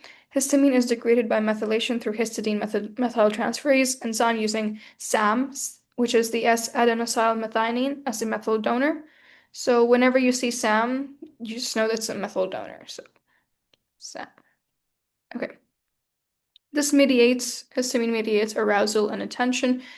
Histamine receptors are in the immune system and in the CNS. The sedative side effects of Benadryl act through the CNS. So you can see here, it starts here in the tuberomammillary nucleus of the hypothalamus, and it's all over the brain. So the cerebellum, the spinal cord, medulla, pons, thalamus, cerebral cortex, corpus callosum, all these things. Okay, so one more time. Dopamine is in the midbrain neurons, inhibits prolactin secretion, dopa decarboxylase and L-dopa, Parkinson's, keywords. Norepinephrine, attention, arousal, sleep-wake cycles, learning, and then you have amphetamines over here.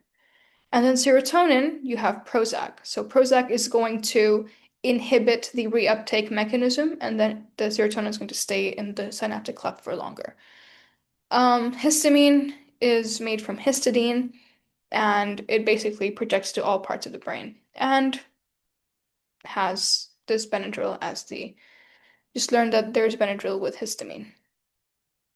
So neuropeptides, 336 amino acids. So synthesis. First of all, if you recall, neuropeptides are the large peptides. So we had small neurotransmitters and then we had neuropeptides. So these are 3 to 36 amino acids, and they are initially made as pre-propeptides, and these contain a signal sequence in the cell bodies. So in the cell bodies, you have pre-propeptides, and the signal sequence is going to direct these pre-propeptides to the ER. So in the ER, the signal sequence is cleaved off and you get a propeptide. Now this propeptide, you can do whatever you want with it. You can split it off into different ratios and get different neuropeptides. So for use, it can be used as peptide co-transmitters and involve G protein coupled receptors, so metabotropic. We'll come to that. Identification. We have 5 classes. We have brain gut, opioid, pituitary, hypothalamic releasing hormones, and others, and these are seen as dense vesicles in the electron microscope. Sort of important table. So we have the brain gut peptides. You don't need to know the sequence, just the names. So you have substance P, cholecystokinin octopeptide, CCK8, vasoactive intestinal peptide, VIP. Opioid peptides, you have enkephalin, endorphin, and dynorphin. So all the fins, lins are all opioids. And pituitary, you have vasopressin, oxytocin, and adrenocorticotropic hormone, ACTH. Substance P is a brain gut peptide. We just saw that, and then opioids was a different class. So in substance P, you have 16 amino acids. It is found in the hippocampus, neocortex, GI tract, hence a brain gut peptide. It is primarily involved in the perception of pain, and it is released from C fibers. So if you see a question with C fibers and they ask you about the neurotransmitter, go with substance P. Opioids are have the same postsynaptic receptors as opium. Opium is sort of a drug. 3 groups. You have endorphins, enkephalins, dynorphins, and these are co-localized with GABA and serotonin. Can be used as depressants, are depressants actually, and can be used as analgesics. Repeated use may lead to tolerance and addiction, and that is it for the neurotransmitters. This is a summary table. So we start with acetylcholine. We remember that it was excitatory. Remember, norepinephrine is used for arousal, attention, mood. Dopamine is the reward center in the brain, movement, motivation, and serotonin is for mood, sleep, and appetite. And just go through the table by yourself.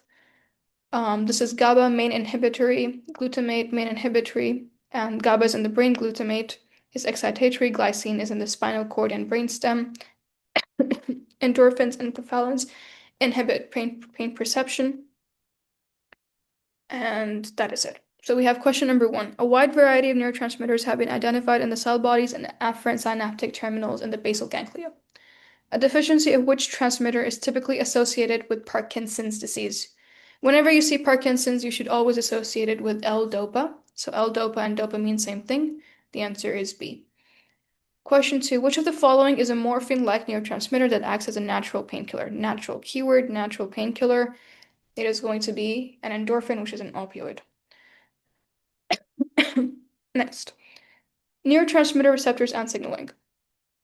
So we have two main types. We have inotropic and metabotropic receptors. Inotropic receptors, the neurotransmitter, it binds directly to the receptor and it links to the opening of an ion channel. Metabotropic is G protein coupled. So once the neurotransmitter binds to this receptor, metabotropic, you have the activation of a G protein. So if it's a GS, which is a G protein that is stimulatory, it stimulates adenylate cyclase to increase CAMP, which is cyclic AMP. If it's GI, it inhibits adenylate cyclase to decrease CAMP. And if it's GQ, it activates phospholipase C to release IP3. So in this diagram, we can see that GS over here is going to activate adenylyl cyclase, then CAMP, protein kinase A, and it will increase protein phosphorylation.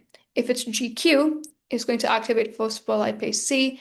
You get this diacylglycerol and IP3. IP3 will cause calcium release and protein kinase C. These things are going to increase protein phosphorylation and activate calcium binding proteins. And then dopamine over here is stimulating GI. GI is the inhibitory one, so it inhibits adenylyl cyclase, inhibits CAMP, inhibits protein kinase A. You get decreased protein phosphorylation. Now let's start with the acetylcholine receptor. So first one is nicotinic.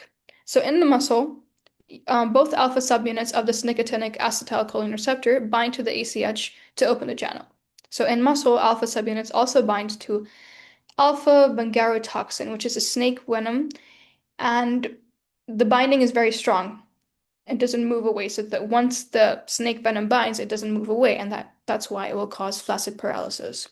So this is the structure. It has 5 transmembrane units. So you can see here, this is alpha. This is also alpha.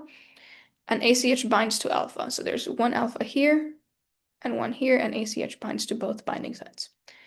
Now, the neuronal receptors are different. It still has 5 subunits, but it has 3 alpha and 2 beta.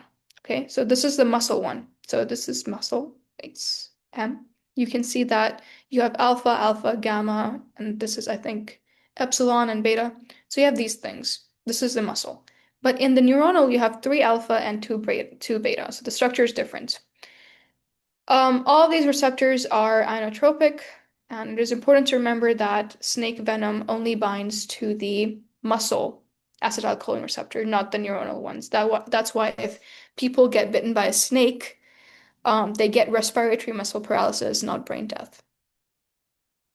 Next, we have the difference between the nicotinic and the muscarinic acetylcholine receptor. So in nicotinic, we just discussed it was pentamer, cation selective, inotropic, and it is mostly excitatory, and toxins like snake venom block it. In muscarinic, these are found in the brain and in the autonomic system. So it has 5 isotype receptors. So over here, I listed them down. M1 and M3 are involved with G protein Q, which increases calcium, excitatory, and M2 is G inhibitory, which decreases CAMP. So M1 to M5 are all metabotropic. A good way to remember is M for muscarinic, M for metabotropic. It can either be excitatory or inhibitory, and these blockers for these receptors are used for pupil dilation, atropine, motion sickness, scopolamine, and asthma treatment, ipratropium. Next is the glutamate receptor. So this is the major excitatory neurotransmitter in the CNS. It is inotropic, so there's three types. You have NMDA, AMPA, no need to know the full names, the full version. You have kainate receptor, and the metabotropic are inhibitory or excitatory. So NMDA is important in neuronal plasticity. So this is the structure of the NMDA receptor. You can see that glycine is required as a co-activator. And glutamate, there's sites for glutamate binding, and then calcium can go in, sodium can go in, and yeah. So let's move on. Glutamate receptor. So inotropic, it is fast excitatory. So you have AMPA and kainate, which are permeable to both sodium and calcium. NMDA is also permeable to both sodium and calcium. And important, NMDA is involved in long-term potentiation. Metabotropic basically modulate calcium and sodium channels. They could be inhibitory or excitatory. Now for the NMDA. NMDA is a coincidence detector. Okay, coincidence in the sense that if this is the channel over here, as you can see on the screen, this is the channel NMDA. And in the pore, this is the pore, there is a magnesium ion that's blocking the pore. To remove this magnesium ion, two things must happen. You must attach glutamate, and glutamate comes from the presynaptic membrane. And also, there must be depolarization of the postsynaptic membrane. So this is the NMDA attached to the postsynaptic. So this membrane must be depolarized. So as you can see, once there is depolarization of the postsynaptic membrane and glutamate has attached, and of course glycine as a cofactor, the Mg2 plus ion will be removed and the pore is opened. So once the pore is open, sodium and calcium can go in. So that is the coincidence detector. Now, glutamate is related to excitotoxicity, okay, and this is because of a massive calcium influx. If you recall from the first few slides, calcium is high outside in the ECF and like very, very, very low inside the cells, like 0.0001, I believe. So if there's a massive calcium influx, it's going to change the chemistry of the cell in a bad way. So let's say there's brain damage. Okay, brain damage, you have ischemia, there is some sort of blockage in the vessel, and the brain tissue is not getting oxygen and glucose and nutrients and ATP and whatever. So there's ADP depletion and there is excess glutamate release. Okay, and how is that? First of all, when you don't have oxygen, ATP is going to deplete because the sodium potassium pump is going to fail. It uses ATP, it will fail. Once this fails, the membrane will depolarize because if you recall, the resting membrane potential is maintained by the pump, the sodium potassium pump. And if it's not there anymore, it's going to depolarize. Once the membrane depolarizes, the voltage-gated calcium channel is going to open. Excessive glutamate is going to be released into the cleft. So you have presynaptic voltage-gated calcium opened, and calcium is going to allow vesicle binding, if you recall, and glutamate is released into the synaptic cleft. This is glutamate here. So after the synaptic cleft, it's going to diffuse across and reach the postsynaptic. In the postsynaptic, the same thing is happening. There is AMPA and there's an MDA. Okay? Once the ACH goes, it is going to bind to the NMDA. Okay? But there's still no depolarization. Now, the thing is that in brain damage, all the cells are linked together. So there is depolarization going on everywhere. That means that AMPA is depolarized. Okay? And that is going to cause sodium to rush into the cell. And the membrane is polarized. So all these things are happening at the same time. NMDA is going to open because the membrane is depolarized, and then the glutamate is attached. So there's calcium influx into NMDA as well. And that the sodium-dependent glutamate transporter is reversed. Now, if you recall before, astrocytes take up glutamate into themselves along with sodium. But since sodium is being rushed into cells because of depolarization going on everywhere, there's less sodium in the extracellular fluid. So the transporter is going to reverse. Instead of taking in glutamate, the astrocytes are going to dump out all the glutamate. So glutamate is going to accumulate in the cleft.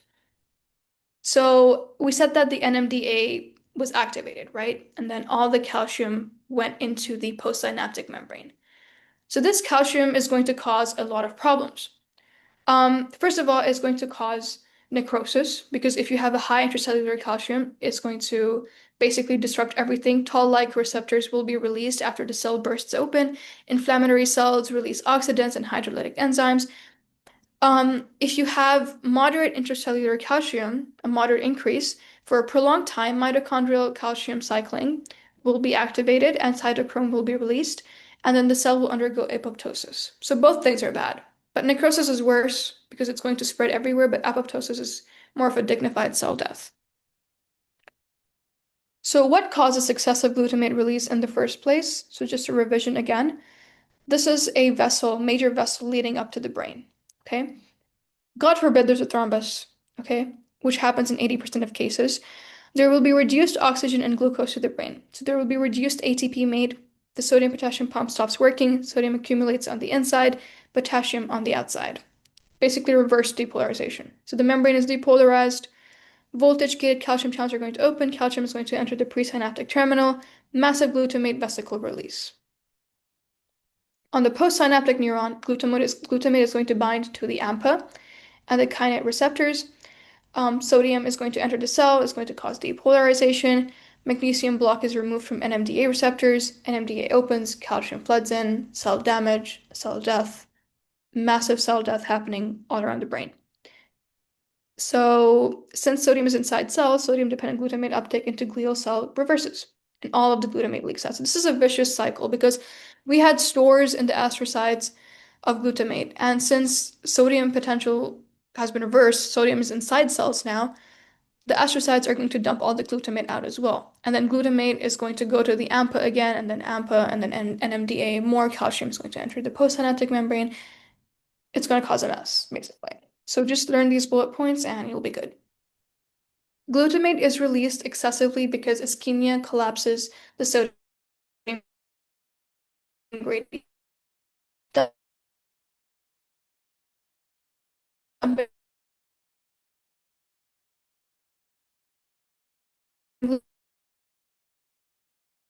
Glutamate into synapse instead of clearing it. There is no oxygen delivery, and ATP is depleting. So this tissue is dead. So dead tissue is going to release potassium. Why? If you remember, the brain is mostly cells, okay, mostly parenchyma. And when these cells die, all the huge amount of potassium reservoir inside of the cells is going to be released into the extracellular fluid, and you're going to get hyperkalemia. This is going to depolarize the penumbral edge. It spreads through the penumbra, and then all of this periodic depolarization is going to use a lot of ATP because the cells are desperately trying to repolarize back to resting membrane potential using the sodium potassium ATPase, but it's just not working because they're using a lot of ATP and there's very less ATP, very less oxygen being delivered to the brain. Eventually, area with the least vascular supply will die off, releasing more potassium and glutamates. It's just like it's going to spread outward until the whole brain is dead. So it is important to dissolve the thrombus as soon as possible. There's a window of 4.5 hours. Hence, tissue plasminogen activator, TPA, which converts plasminogen to plasmin, is used for clot busting. However, this needs to be closely monitored since a thrombotic stroke may switch to a hemorrhagic stroke. So rapid reperfusion intervention is critical. The window for help is 4.5 hours. 4.5 hours is very important. Please remember this, and I hope you understand. So mechanisms of cortical synaptic plasticity. So synapses form in the absence of any electrical activity, but two simple rules for cause synaptic modification. So when the presynaptic axon is active and at the same time the postsynaptic neuron is strongly activated by other inputs, then the synapse is strengthened. This is Hebb's hypothesis, neurons that fire together wire together. This is termed long-term potentiation. So what all this means is that the NMDA channel is very important for long-term potentiation. When the presynaptic axon is active, and how do we know it's active? When it releases glutamate. So glutamate is binding to the NMDA, right? So this is glutamate is bound to the NMDA. Next, the postsynaptic neuron is strongly activated by other inputs. So again, the postsynaptic neuron is depolarized by the action of AMPA mostly. So NMDA is active and calcium is going to flush in and that is going to cause the neuron to fire, and this is important for long-term potentiation. When the presynaptic axon is active at the same time the postsynaptic neuron is weakly activated by other inputs, then the synapse formed by the presynaptic axon is weakened. In other words, neurons that fire out of sync lose their length, which is termed long-term depression. Now, for the GABA receptor, this is the main inhibitory receptor in the brain. Glycine is the main inhibitory receptor in the spinal. Glycine is the main inhibitory neurotransmitter in the spinal cord and brainstem. GABA receptors regulate chloride and potassium. So remember that GABA receptors are acted on by benzodiazepines. And this is the structure of the GABA receptor. So benzodiazepine is going to attach over here. And chloride ions are the main source of this ion channel. Okay, so inotropic. Receptor is a pentamer. So we have two types. We have GABA A over here, and then we have GABA B. GABA A is inotropic and is linked to a chloride channel. When the GABA binds to the receptor, chloride enters, and if you remember, when chloride enters a cell, it is going to cause hyperpolarization. This is a fast inhibitory effect because it is inotropic. Metabotropic, GABA B is linked to GI, which is inhibitory, which inhibits adenylate cyclase, less CAMP. This basically opens potassium channels, and when potassium channels open, since potassium ions are in excess inside of the cells, they're going to move out of the cells, causing hyperpolarization. And then it also closes calcium channels, decrease neurotransmitter release, and this is a slow inhibitory effect. These 2 points are not that important. Just remember that inotropic GABA receptor is fast inhibitory, and then these red points. So GABA binds, chloride enters, hyperpolarization, and here metabotropic, whatever the mechanism is, it's going to open potassium channels and cause hyperpolarization. So in both cases, hyperpolarization and hyperpolarization.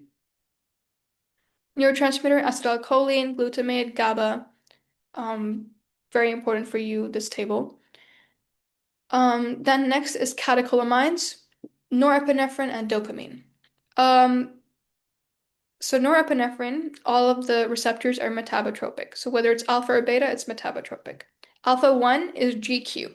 It activates phospholipase C, IP3, DAG, increased calcium levels. It is basically excitatory.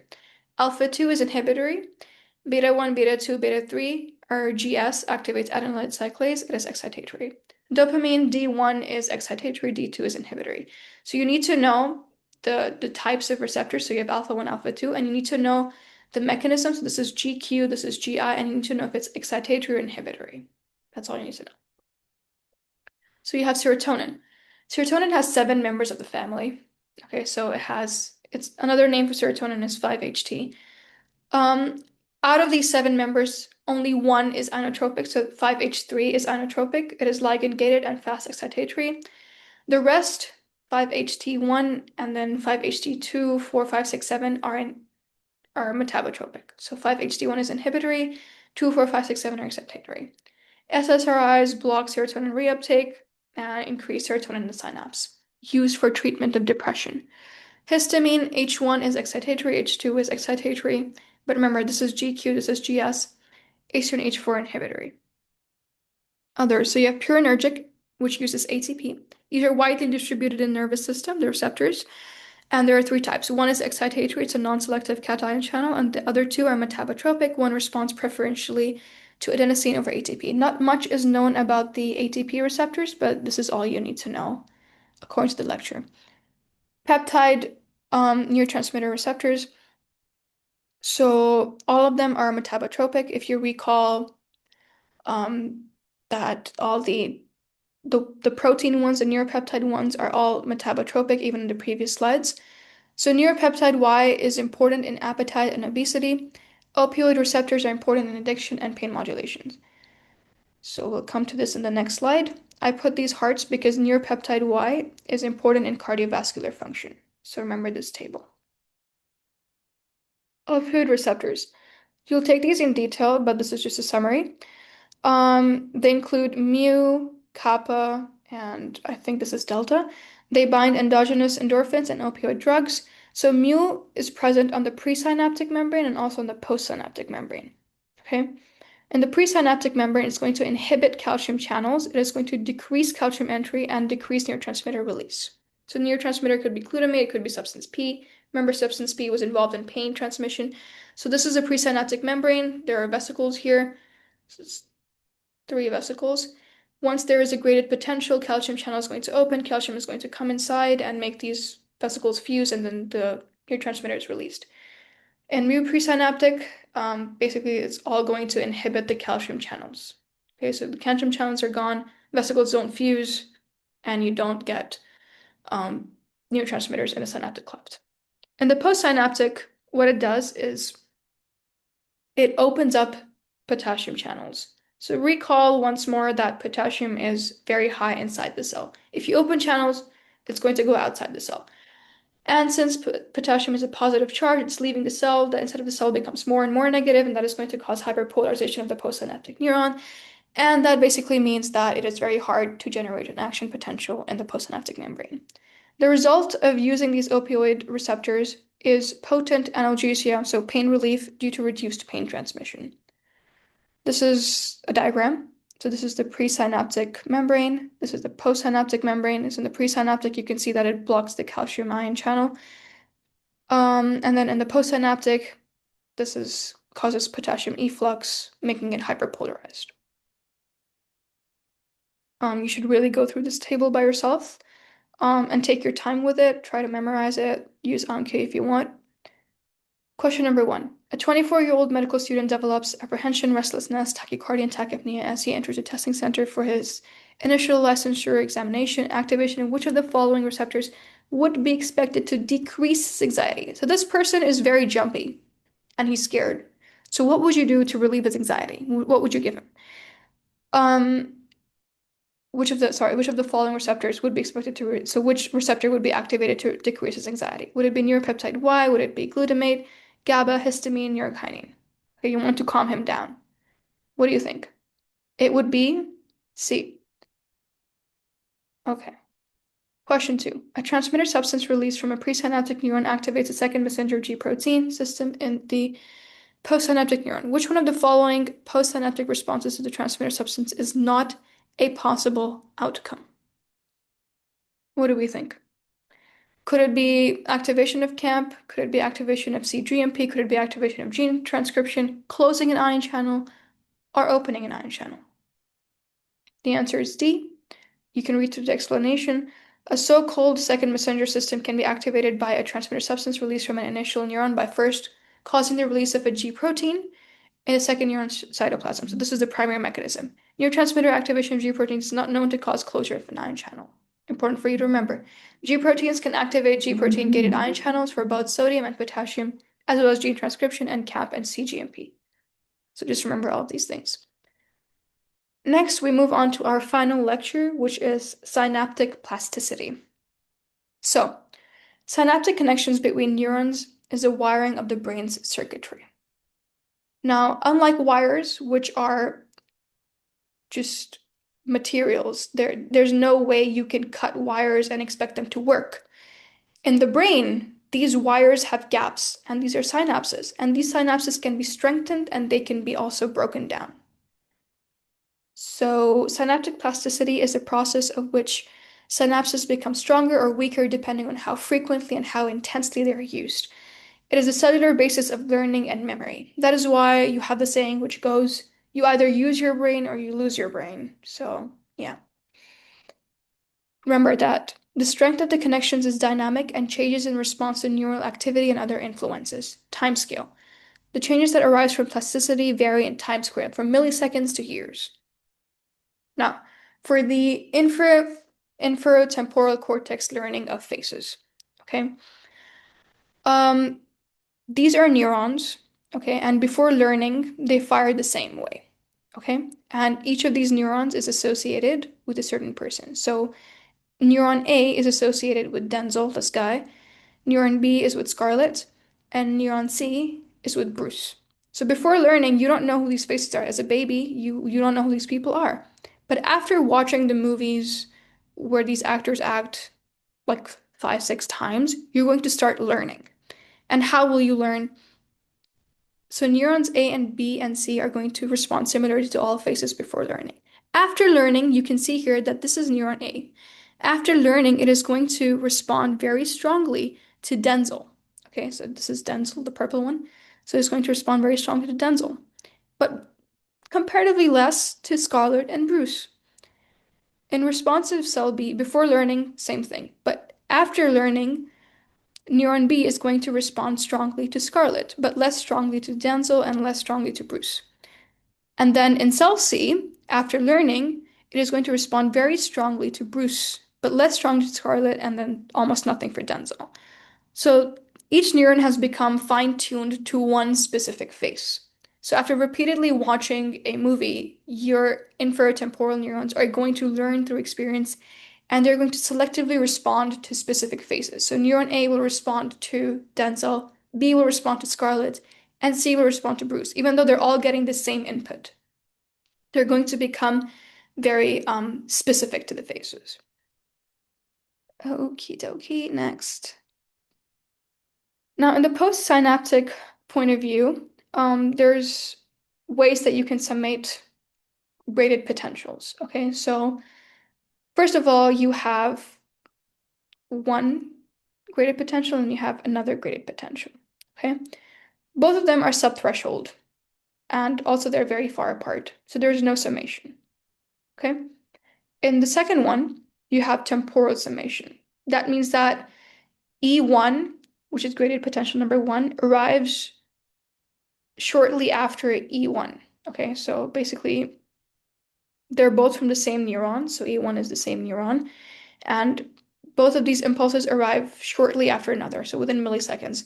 It is going to basically add onto each other and cause a response. It's going to reach threshold. In spatial summation, it is two different neurons, so two different presynaptic neurons. So E1 and E2 are going to add up again, and they're going to give you an action potential because they reach threshold. Spatial summation of excitatory postsynaptic and inhibitory postsynaptic. So inhibitory is going to make it go away from the threshold, and then excitatory is going to make it go up, and inhibitory is going to make it go down again. So basically, the point here is that a positive and a negative are going to cancel each other out. So if you have a positive, it's supposed to go up, right? But then there's also a negative one. So it's going to cancel out and there will be no action potential. It will never reach threshold. So again, one more time. Here, the time is too far apart. There is no action potential. Here, very close in time, there is an action potential. Here, there's two neurons very close in time, so again, there is action potential. Here, there's an inhibitor and an excitatory, so they both cancel each other out. There is no action potential. So is there a way to change how much neurotransmitter is released into the synaptic cleft? What if I want to release less neurotransmitter? Because my memory of eating the sandwich is not that strong. I don't want to remember it or something like that. Like, is there a way where I can just sort of decrease the amount of neurotransmitter that is released into synaptic cleft? So you have short-term plasticity caused by the amount of neurotransmitter released from presynaptic terminals in response to frequency of stimulation of the presynaptic neuron. Okay. So this is caused by enhanced neurotransmitter release from the presynaptic terminal, occurs after tetanic stimulation and calcium accumulation in the presynaptic neuron. So you have three important points, three important concepts in short-term plasticity. You have facilitation, you have augmentation, and potentiation. Starting with short-term facilitation, it occurs over the span of milliseconds. The primary mechanism is accumulation of calcium in the presynaptic neuron. So, in the presynaptic neuron, the first action potential arrives, okay? And it is going to cause calcium release in the presynaptic membrane. So you will have vesicle binding and neurotransmitter will be released, okay? And that is going to cause an ESPS in the postsynaptic. Now, this is done, right? The second action potential arrives in the presynaptic membrane. Okay, and it arrives very quickly, very rapidly. So this second action potential is also going to cause influx of calcium. And that influx of calcium is going to cause vesicles to dock. But it is important to remember that there's residual calcium from this nerve impulse. So there's residual calcium, and this new calcium from the second action potential is going to cause more vesicle binding and more neurotransmitter release, and that is going to cause a bigger response in the postsynaptic membrane. So if you look over here, this is the presynaptic membrane potential, and this is the postsynaptic membrane potential. The first action potential, this is number 1, and this is number 2. They're both the same. They're both action potentials, right? They're both the same millivolts. But here in the postsynaptic membrane potential, you can see that this one somehow caused a higher membrane potential. But in the presynaptic, they're the same. Why is that? This is because they're close together in time, and there was residual calcium in the presynaptic membrane, and that residual calcium caused more vesicle binding and more neurotransmitter release, hence causing a higher membrane potential in the postsynaptic membrane. Now, the increase in ESPS height represents facilitation, meaning the probability of generating an action potential in the postsynaptic neuron is increased. Next is augmentation. This is done within seconds.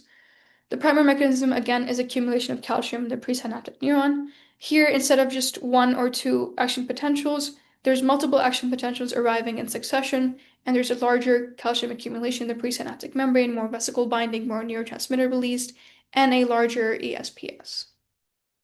Potentiation occurs over the span of seconds to minutes.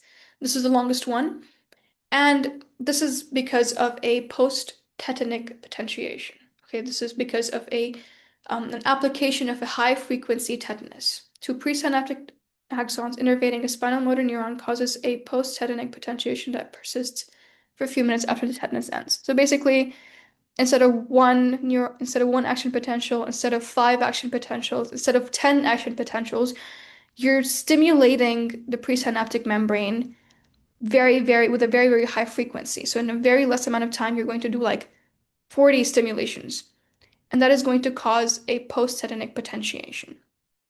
So it is important to note that the action potential size never changes, frequency does, and tetanic frequency produces potentiation. That's all. Now for the withdrawal reflex. This is the aplysia-Gill withdrawal reflex, and the aplysia is basically the snail. And the snail has 2 important body parts that we need to know about. This is the siphon over here, and this is the gill. This whole thing is the gill. So when water is squirted onto the siphon, the gill is going to close. This is the basic reflex being studied. So over here you can see that there's water, you're spraying water on the snail, and it's going to close its gill. So the mechanism is that sensory neuron from the siphon is going to activate the motor neuron on the gill, and the gill is going to contract and close. Now, we're going to talk about something called habituation. Habituation is basically a weakened reflex after repeated siphon stimulation. So at 0 minutes, you're going to spray the water, okay? And you're going to get this peak. The motor neuron is going to respond, and you're going to have a gill contraction. After 20 minutes, you're going to spray the water again, with the same intensity, by the way. But your motor response, your gill contraction is going to be less. After 50 minutes, you spray it again. The same way, the same intensity. However, the motor response is going to be very, very less. Why is that? This is because fewer vesicles are available for release and reduced neurotransmitter is being released. Okay, so all the vesicles are being used up and the response becomes habituated. Eventually, the gill is not going to contract at all, even if you spray water on it. Sensitization. So what they did was that they were like, okay, listen, this snail is not responding. We've been putting water on it for a long time. What do we do? So they decided to shock the tail. Okay, so after it wasn't responding, they shocked the tail. And what they observed was crazy. At 50 minutes and 20 seconds, they stimulated the tail nerve with the same exact intensity again, but with a shock. They stimulated the siphon again, but with a shock on the tail. That basically caused a way higher response compared to the first one, even. And that's what we call sensitization. This is because modulatory interneurons are going to release serotonin, and serotonin enhances transmitter release from the siphon presynaptic terminal, and you're going to get a very big excitatory postsynaptic potential. Let's go through this diagram. So let's see the mechanism of habituation. So this is the siphon skin. You're going to spray water on it, okay? Now, the sensory neuron is going to sense this water. It is going to relay this information to the interneuron and to the motor neuron, and the gill is going to contract, right? So you do this a couple of times, the gill is not going to contract because it gets habituated, all the vesicles are being used up. So what you do is that you shock the tail, okay? So you shock the tail, and the sensory neuron is going to sense the shock. It is going to go to this modulatory interneuron. This modulatory interneuron is going to go here. It is going to release serotonin onto the interneuron and also release serotonin onto the motor neuron. And that is basically going to amplify the response of the gill and is going to contract really hard. Now, long-term plasticity. We talked about short-term plasticity. We had facilitation, augmentation, and potentiation. Now, for long-term potentiation, this is strengthening of synaptic contacts and long-term depression, which is weakening of synaptic contacts. So it alters synaptic transmission for more than or equal to 30 minutes. Initial changes are going to include post-translational modifications of existing proteins, okay, which are usually glutamate receptors. Later phases may include changes in gene expression itself and synthesis of new proteins. And the typical model is glutamatergic hippocampal synapse. What that means is that it's the NMDA things that we just talked about, the NMDA channels, those are involved in long-term plasticity. So one more time, NMDA is blocked by magnesium, okay? Presynaptic glutamate comes and attaches, nothing happens. Presynaptic glutamate comes and attaches, and also depolarization of the membrane, the postsynaptic membrane happens. So the MG block is removed and the NMDA works, sodium and calcium flood in. So this calcium is very important, okay? So this is a proper diagram. We have the AMPA receptor, which causes depolarization of the postsynaptic membrane, and then we have the NMDA. So you can see over here that the calcium that comes in from the NMDA causes LTP. This is the second messenger. Okay. Now, what happens when you have this influx of calcium into the postsynaptic membrane? First of all, very important. Calcium is going to bind to this enzyme. It's called calcium calmodulin dependent kinase. Okay, so calcium is going to bind to calmodulin, and that is going to activate CAM-key, so this enzyme. And once it is activated, it becomes autophosphorylated. And even after the calcium is gone or it decreases in amount, CAM-key stays active. Its levels don't fall, and that is why it is the basis of molecular memory. It also recruits more AMPA and also acts as an intracellular messenger. AMPA is phosphorylated by CAM-key. Basically, phosphorylated AMPA conducts more current. Protein C and A contribute to the phosphorylation cascade. Rise in intracellular calcium. This is sort of an immediate response as well. Nitric oxide is a retrograde messenger which diffuses back to the presynaptic membrane to promote increased glutamate release. So increased glutamate release means more neurotransmitter. More neurotransmitter goes to the postsynaptic membrane and is going to induce more of these changes. Now, Krebs and protein synthesis are long-term changes. So Krebs is a transcription factor, and it is activated by a rise in intracellular calcium. It binds to DNA to promote gene transcription, and protein synthesis occurs because of this gene transcription, and new proteins and synapses are formed. So remember that NMDA receptor uses glutamate. This is mostly seen in the hippocampus, where you have memory and learning. Again, hippocampus, part of the limbic system. It is critical for memory formation. The information flows from the entorhinal cortex, which is over here. Okay, so this is the perforate path from the entorhinal cortex. It synapses with the hippocampal neurons. As you can see, they create neuronal pools. We just talked about neuronal pools, basically. So this is a pool. And this constant back and forth firing strengthens axonal dendritic contact. So this is the end of the axon. It is going to synapse here and then synapse here. So this back and forth is going to strengthen this whole neuronal pool. And that is how you have memory consolidation. And repeated activation is going to produce stable long-term potentiation. So memory is retained. Lack of repetition means that you have short-term memory decays and you must start over. That's very important. So when you're doing your lectures, you do them a couple of times, you're going to retain them for longer. And if you cram at night, and you just forget everything the next day, because repetition is very important for memory formation. Next is question number 1. A researcher is studying the properties of a newly discovered ligand-gated ion channel in hippocampal neurons. The channel is permeable to both sodium and potassium ions with a reversal potential of minus 20 millivolts. The neuron's resting membrane potential is minus 70. When the channel is activated by its neurotransmitter, what is the most immediate effect on the postsynaptic neuron? Okay, let's address the elephant in the room. A reversal potential is the same as an equilibrium potential. Okay, so if you recall, the equilibrium potential for sodium is around plus 60 millivolts. This is a hint, by the way. And potassium is like way lower. It's like in the negative minus 80 or something. So potassium is minus 80. Now, the membrane potential for our scenario is minus 70. We want to increase it to minus 20. If you recall our diagram, it went like this, right? And this was the resting potential. This was minus 70, and 30 was at the top. This was plus 30. So between minus 70 and plus 30, you can find minus 20, I suppose, because minus 20 is more positive than minus 70. So basically, they're asking, what can we do to bring the RMP to minus 20? So option A is a hyperpolarizing inhibitory potential due to potassium efflux. You read hyperpolarizing, you should cross it out immediately because we're supposed to go up, and up is depolarizing, and down is hyperpolarizing. So A is wrong.